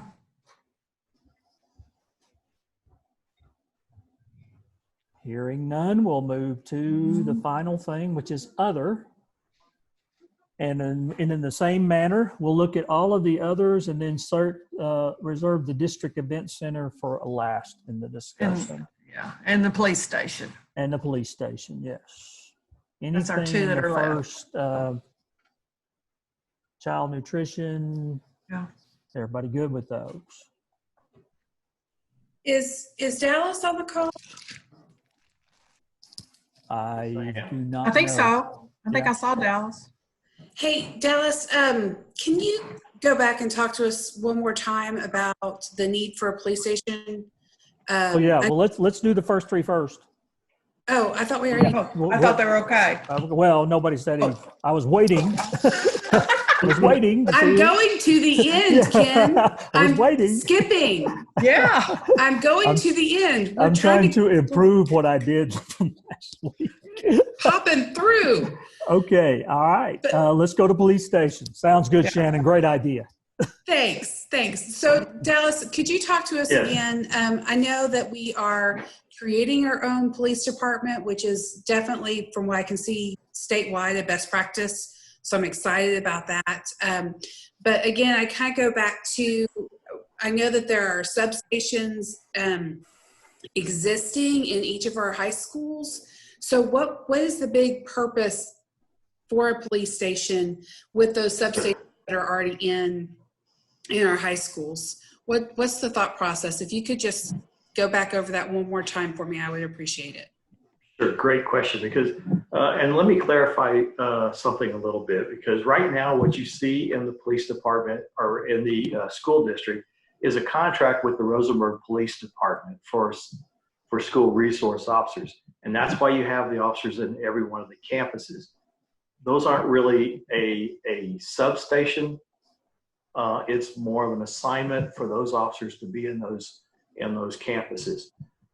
And what we're looking at is this police department, or the city of Rosenberg, has voted to cancel that contract. And so the school district has now voted to create their own police department. And that police department will actually take the place of what the function of the Rosenberg Police Department did. So it provides a wide range of services and support for the officers. And that includes we have the training of the officers, coordinates the dispatch services of the officers, has a place to house evidence, to store evidence, to process that evidence, a place to house all those records. All the investigative files have to be collected and processed, and then case files need to be generated for the district attorney's office. In addition, we have to have a place to process any arrests that we make, have locations to conduct interviews, places to store all the videos. All of the officers have a body-worn camera that records all of their activities. All that currently is being handled by the Rosenberg Police Department. And so we lose that support, and we have to create that in the police department that we are forming today. So there's a wide range of services that are needed to support that function. We have provided some temporary offices, or have a temporary location at Brazos Crossing, but that's a very small space. The district, as you know, is rapidly growing. And so we're going to be quickly running out of room and need additional space. Now, one of the requirements when you create a police department is that you have a physical location, a police department. And the state will actually come out and do an on-site inspection, and we have to meet all those requirements and all those functions I just talked about. The state will actually come out and make sure that we are providing those to the district. So we're still providing the same amount of excellent service that the patrons have gotten used to over the last 20 years with that contract. Dallas, sorry, Shannon, go ahead. Oh, so my next question is, I know that there were, or Fort ISD has a fleet of police officer, SRO officer cars that they're able to transport. What's the resolution for that? Are there any police vehicles included in this bond, or is this simply for a physical facility structure? Now, this is just for the facility itself. The district several years back started taking over some of those purchasing a lot of the needs of the SRO division. And so really right now the district already owns all of those fleet of vehicles. So we don't have to add any right now, but as the district grows, as we add additional personnel, yeah, we'll add those, but that comes out of a separate budget. It's not part of the bond. Dallas, excuse me, I have a question, and it looks like the question's already come up in the chat, but I guess since I have the mic on the Zoom call, I'll ask it. But is a new, put it this way, is a new building or a whole new facility I guess, needed, or since, like, for instance, we have some, what I've always known as brown boxes, these closed businesses, is there anything that maybe that's within the district's area, if you will, that maybe we could possibly look at to cut down on that expense, or is a new building, I guess, needed for this? Yeah, and the best way I can answer that, and I'm going to kind of let Kevin jump in there as well, but you do have to have a separate facility, I mean, or a police facility. Now, whether it's a new construction or a renovated existing structure, that's something that we'll have to look at, or maybe Kevin can jump in there. But I think the estimate may be for a new facility. I don't know. Kevin, can you jump in there? Yeah, currently the estimate that we put in there was for a brand new facility of 15,000 square feet. You know, are we open to look at some other areas? Of course we are, but it has to be in the right location. And then you got to look at what it is and what kind of renovations would have to take place. So, you know, that's another item that we haven't considered at this time. Yeah, no. And I'll tell you, Roy, you know, police facilities are kind of a unique building, and they do have some special requirements that you don't see in a normal office building. Mm-hmm. For one, departments operate 24/7, and so the way you construct and do all your infrastructure, your HVAC systems, and that, they have to be designed a little bit different for a 24-hour facility than they do for an 8-hour facility. So I have a question for Dallas. You know, my child is at McNeil Elementary, so we're, you know, pretty far north. The contract that we had for services through Rosenberg PD, the 2 years that my sons attended that school, we didn't always have adequate officer presence for the morning and afternoon for drop off, you know, and pick up at the beginning and end of school days. I believe in the second semester of this year, there was more of a dedicated officer for our elementary school. However, you know, that came about because a child was actually hit by a car, thankfully not very serious, but still a foggy morning and people coming down our, you know, main thoroughfare, not paying attention to our school signage. And, you know, that was a big concern for all of the parents here in our neighborhood specifically, because we just didn't feel like we had that support that we needed for our kids to safely get to and from school. And so with, you know, a station for this new police department that the school district will have, I'm guessing it would be centralized, but would we still have adequate support to go out to the schools such as ours that are further north, you know, Fulshire, North Richmond, and all of that? Great question. Let me kind of explain to you how that system works. We actually have, for security and law enforcement, we have a dual system in the district. We have both security officers and police officers assigned to the campuses. Every secondary campus usually has a security officer and a police officer on that campus all the time.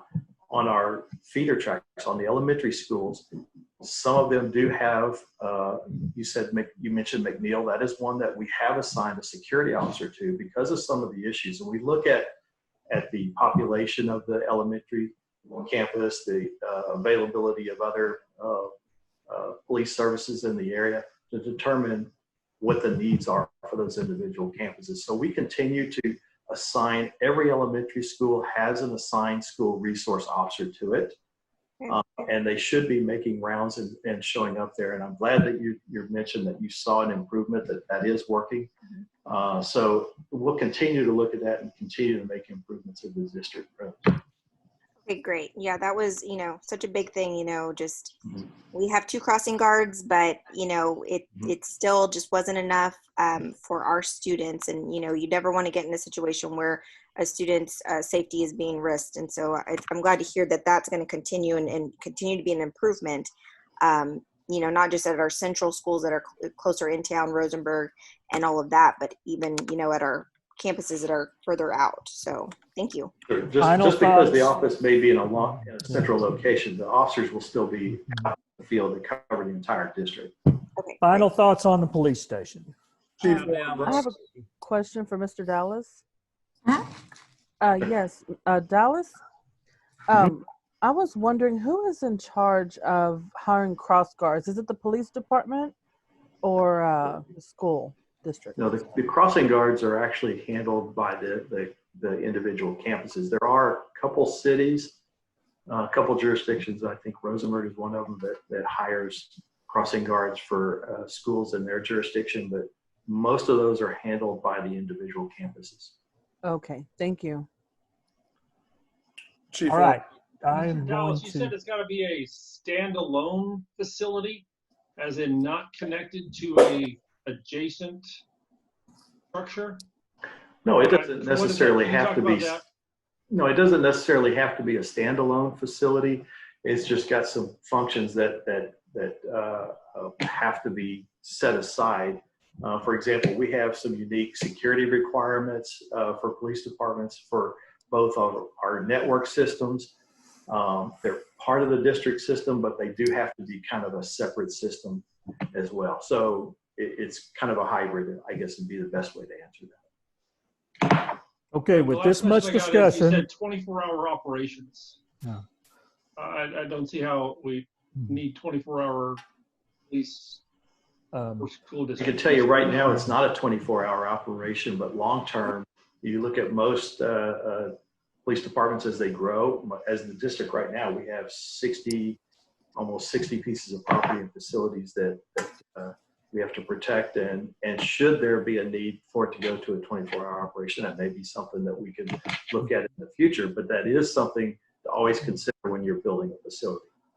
All right, I'm going to step in as facilitator, and we're going to, we've got a lot of discussion on this one. That's kind of how I'm judging it. We've only got a couple of items, so it doesn't hurt to just go ahead and poll the group on the police station. The poll will be include the police station. Yes, no. I'm still not getting polls, so I'm going to try to leave the meeting and come back. Hopefully. Yeah, try that. Try that. Please. The only thing I will make sure I do is if the vote ever happens to be really close. Right. All right. I'm going to leave and we will have you text your, yeah. So far, they generally have not been close at all. All right. So.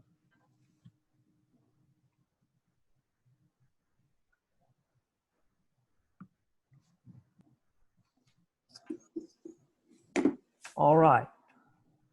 We got at least our typical number of responses.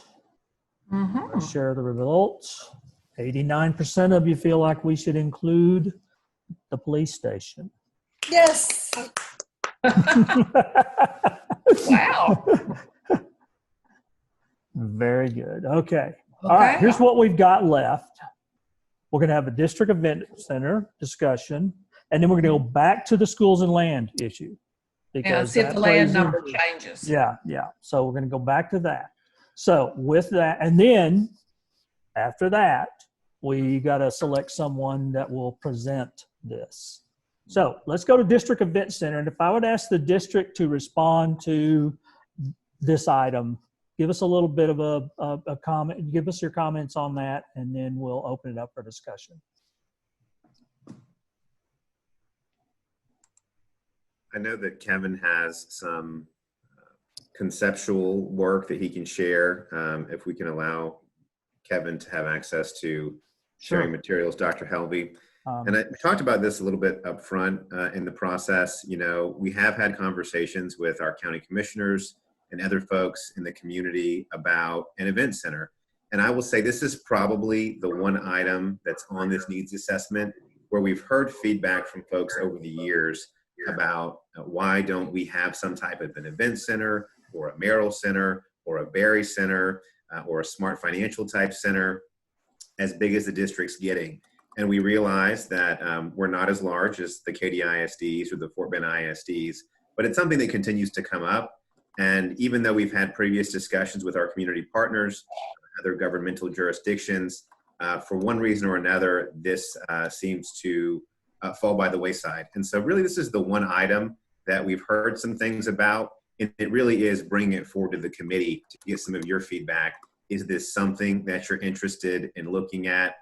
It doesn't have the same type of programmatic need as the additional stadium, which we've already talked about, but it is something that other school districts have. And we were curious to see what is the opinion of the Citizens Bond Advisory Committee.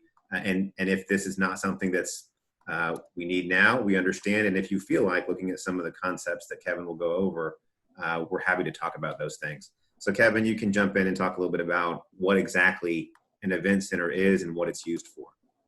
Mike, real quick, can I interrupt before he starts? Is this something that could be voted on separately outside of an overarching bond? Yes. So in fact, I mean, that's a good point. For example, if we were to move forward with the 2020 bond proposal, already the stadium would be a menu item by itself. That's a requirement by the most recent legislative session. And if this multi-purpose event center were to be recommended by the committee or move forward onto a bond referendum, it also would be its own individual menu item. So the community would vote this up or down independently, the stadium up or down independently, and then have other items in the bond as well. So it would be something that folks would see as a one-off. Mr. McKeever? Yes, and so are y'all able to see my screen? Mm-hmm. Yes. Okay, because I'm just showing some pictures of this is a multi-use facility that could be done for either distribution center, for lectures, graduations. There's lots of things, staff development, convocation, lots of things the district can use for this. And looking at it, you can consider it to be on the Merrill Center type, Delmar Center in Houston, things like that. But that's what this multi-event center is that we have proposed. And so I'm hoping I can answer these questions. There's a lot of things that have gone on, both sporting events indoors as well as other events and expos. And then this kind of gives you the different functions that could happen in a facility that we're looking for, and the flexibility and adaptability of it. I'm hoping that kind of gives you where we're at as what this function would be for. Kevin, I'm going to try and jump in there because I'm sure this will be a hot topic, but this was the reason why I had asked before if it was going to include anything.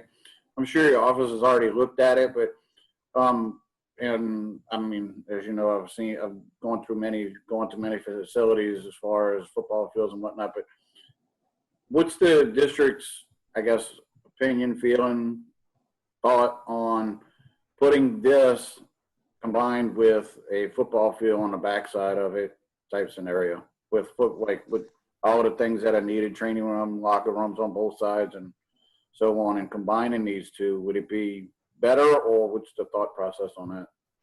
Well, sure it would. It would be better to include it into the planning of a centralized football stadium, and use the economy of scale with the sharing of the land and the parking and things like that. You bet. Right now, with the way it is, it's two separate line items. So basically, whether we vote on this or not, the voters would decide whether they wanted this or not. My question is, just like Roy's was, if you put it together, would it create one line item now? So now we'd have everything on one, and then now this one, other one, or it still be two separate ones? It would still be two separate items. So it would be two separate items on the ballot, and then the district would have to combine them as one project? They could, yes. That is their prerogative. That's the district's prerogative. I guess I'm confused by I just wanted to clarify the question. Are you're saying that even if we decided that it's a good idea to combine these two things like Roy is suggesting, that still would be separated for a vote even though we're considering them together? That's by state law, yes, sir. Now let me let me just kind of devil's advocate this. And I don't know if the district has, I'm sure you have, but if the district has thought this that far in advance, but if both of these things were to go on, or the three things, the bond, the multi-purpose facility, and a stadium, if they were all three to go on the ballot, and for instance, say the football stadium passes, facility doesn't pass, is the district's, I guess, thought to maybe hold off a little bit or stall it a little bit to try and get it passed on the next bond so they can be together? You can master plan it, of course. Sorry, if the football stadium were to pass you would certainly want, and the event center didn't, you would certainly want to master plan that site and look at those options to a future event center on the same site. And that's what I was what I wanted to clarify. All right, thank you. I have a question. Do we have any idea about like projected revenue from an event center? Like, do y'all have any kind of figures on that possibly?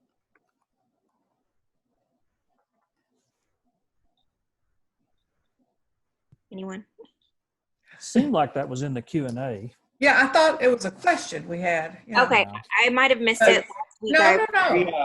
We actually we looked at both the Merrill Center in Katy and the Berry Center in Cy-Fair, and both of them generate income. But that income in both of those facilities does not offset the expense of running the facility and staffing the facility. Basically, what you're looking at is a cost offset, whereas currently we have to go to another venue to graduate our kids, and that costs a certain amount of money. You would offset that by saving those funds by having your own facility. But there are, to my knowledge, and as we look, there are no facilities that actually self-fund. The main reason you're building an event center in a district is so that your district and your students benefit from having that at their disposal at all times. Okay, that's exactly what I was wondering. I actually work for the city of Katy, and so I know that the Merrill Center is such a big draw. I mean, that's through the school district. And so that was kind of the thing I was hoping for with this, is that we could, prevent us having to, transport our students, pay for our own staffing at these facilities if needed, and things of that nature. If we could have that here for our students instead of relying on other districts or event centers, I think that would be more ideal. And so I just wanted to know if we had any kind of figures on that. So thank you for explaining that.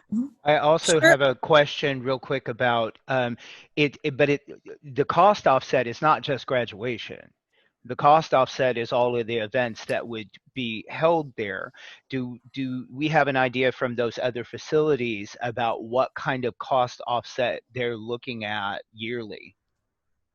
Well, again, because it's an event center, you could have everything from theater performances. Obviously, we have graduations. You can have, I know Katy does some of their athletic banquets in the Merrill Center to keep those in-house. So it would really depend on, and to me, that's a community decision with the district and how to best use that venue once it's created. So that becomes kind of a partnership. So we're making sure that we meet the needs of the schools and our kids, and also do what's in the best interest of the community. I have a question. What's in League City? Is that the Berry Center? Berry Center is in Cy-Fair. Cy-Fair. So, yes. We talked about this with Sugarland as well, is like some type of a sports facility to bring in to generate revenue with like the basketball and volleyball tournaments and so forth with the clubs and things like that. We didn't really like it because we wanted that facility to be for the Sugarland community. So, I don't know.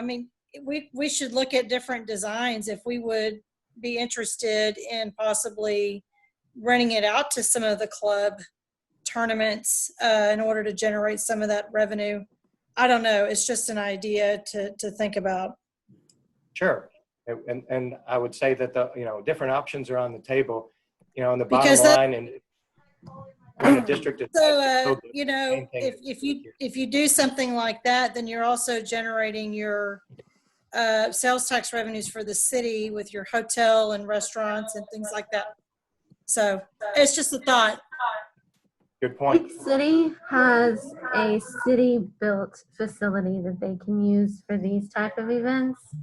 For high school events, they use Clear Springs High School Auditorium.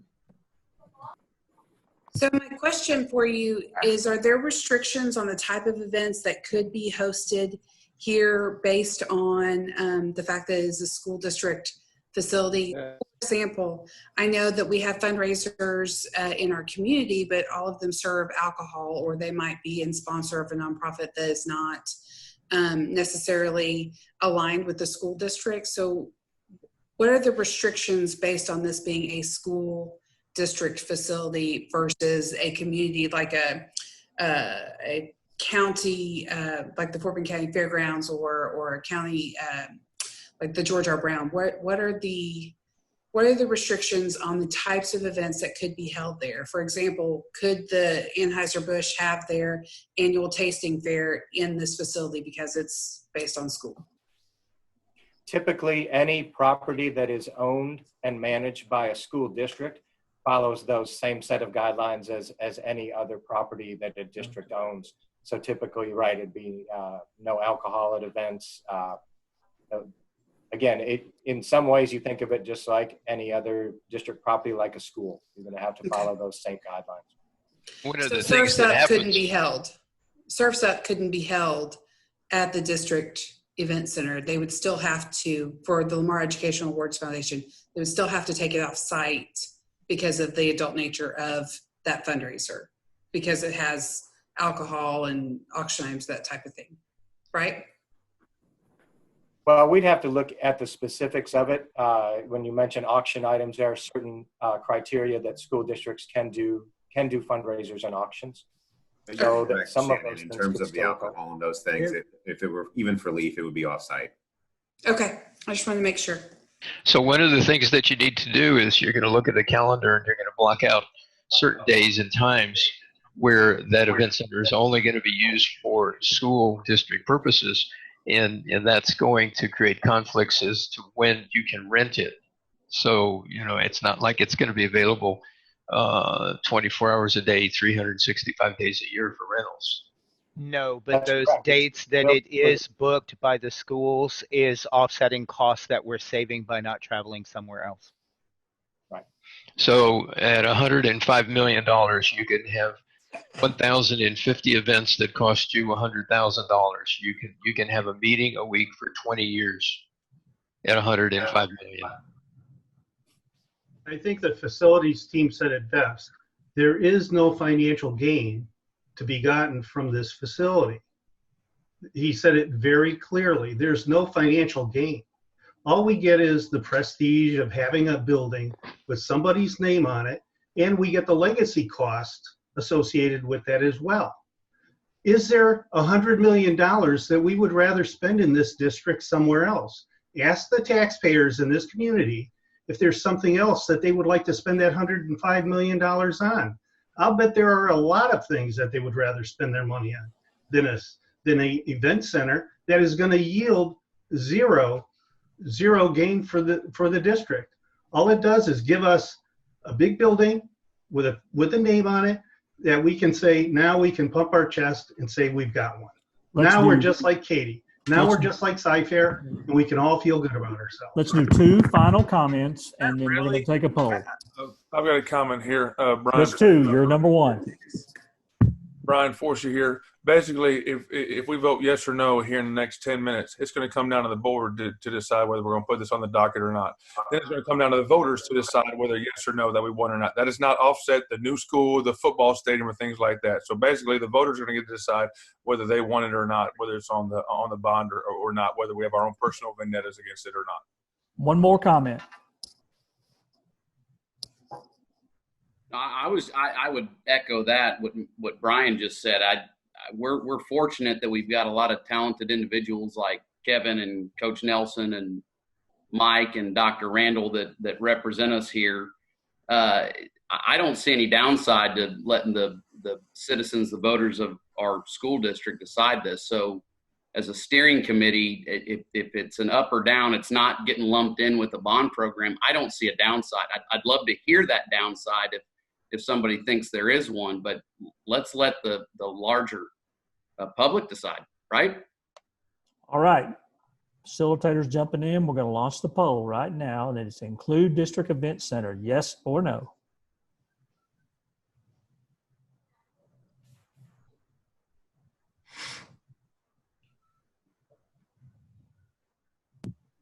I got to vote. Yay.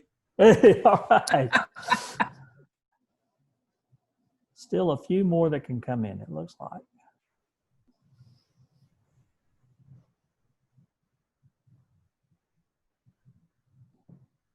Okay. Looks like all of our votes are in the poll. Still not quite there. 67% to 33%, but great discussion. I'm sure I loved seeing some of the chats. You're getting good information. So, all right. Okay. Now we got to go back to, I'm going to go back to land. Got to go back to land. Let me share my screen so I can go back to. And I think one of the chats asked if the participants, if you guys would get a copy of the spreadsheet, and yes, absolutely, absolutely, we're absolutely. all the new things. Okay, all right. And I've already created a poll for this, but we can continue discussion. We had the question is: this is schools and land. The land site amount, $35 million, included all of the projects. We have added the police station and the additional stadium as part of the, and it's a good point, the advisory group's recommendation for the board to consider. We have decided that the district event center is not something that the committee feels that we need to move forward with. So the question will be, do you include this in the 35 million and keep this as is, or do we reduce it by the amount that is the approximate cost the land would be for the district event center? Reduce.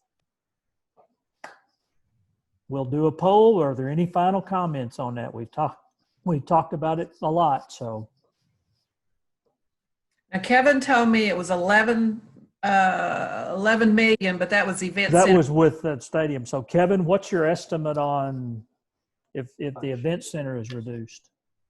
Well, if you take the event center out of it and you don't master plan at one time that it may be there, then you could reduce it to 80 acres instead of 100.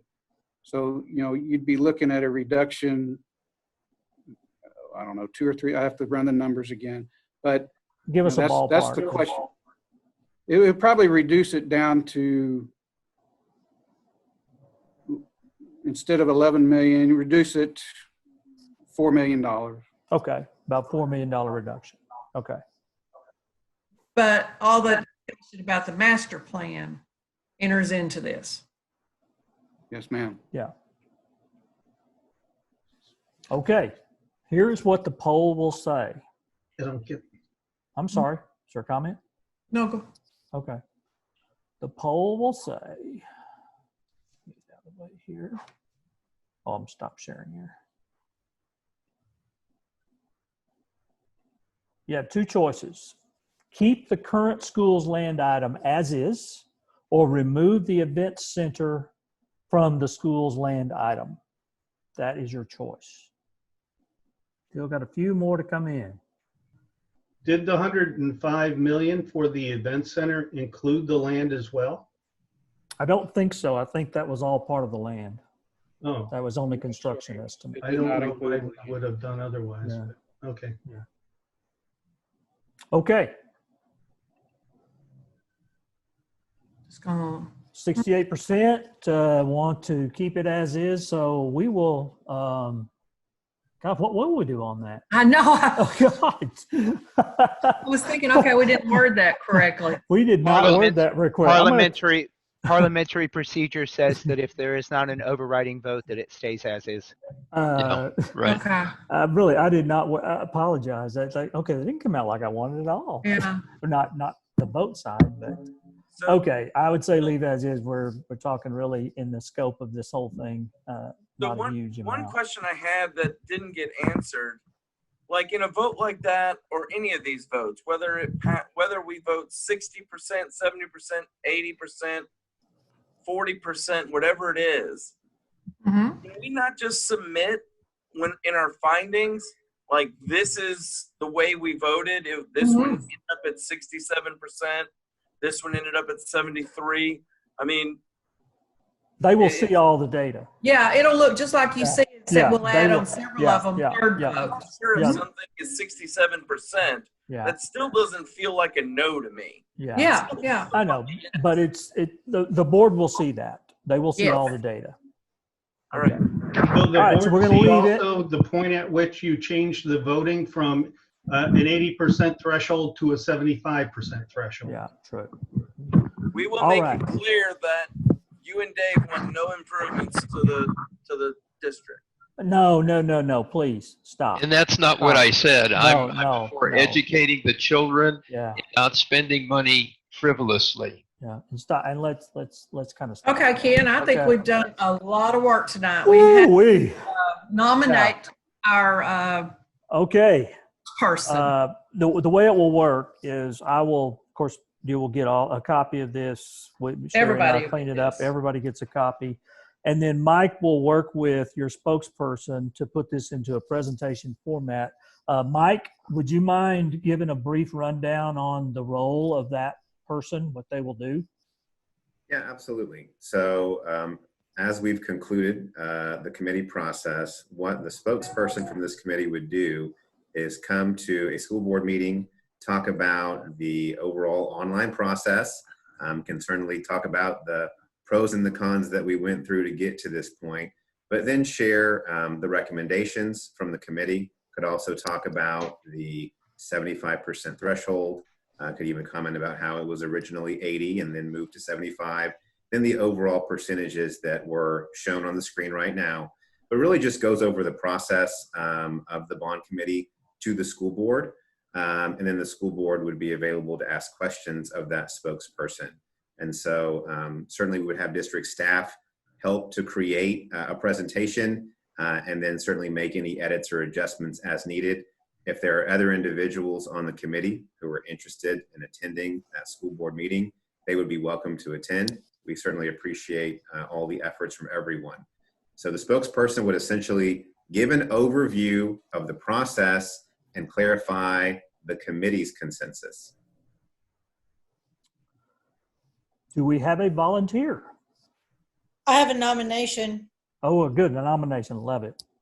I would like to nominate Shannon Stavenua. Shannon, do you accept this role? Second. Second, third. Shannon, do you accept this role? Yes, I'll do it. Thank you very much, Shannon. Outstanding. You're lucky, In Jennifer. favor? I'll nominate you. Yeah. All in favor, say aye.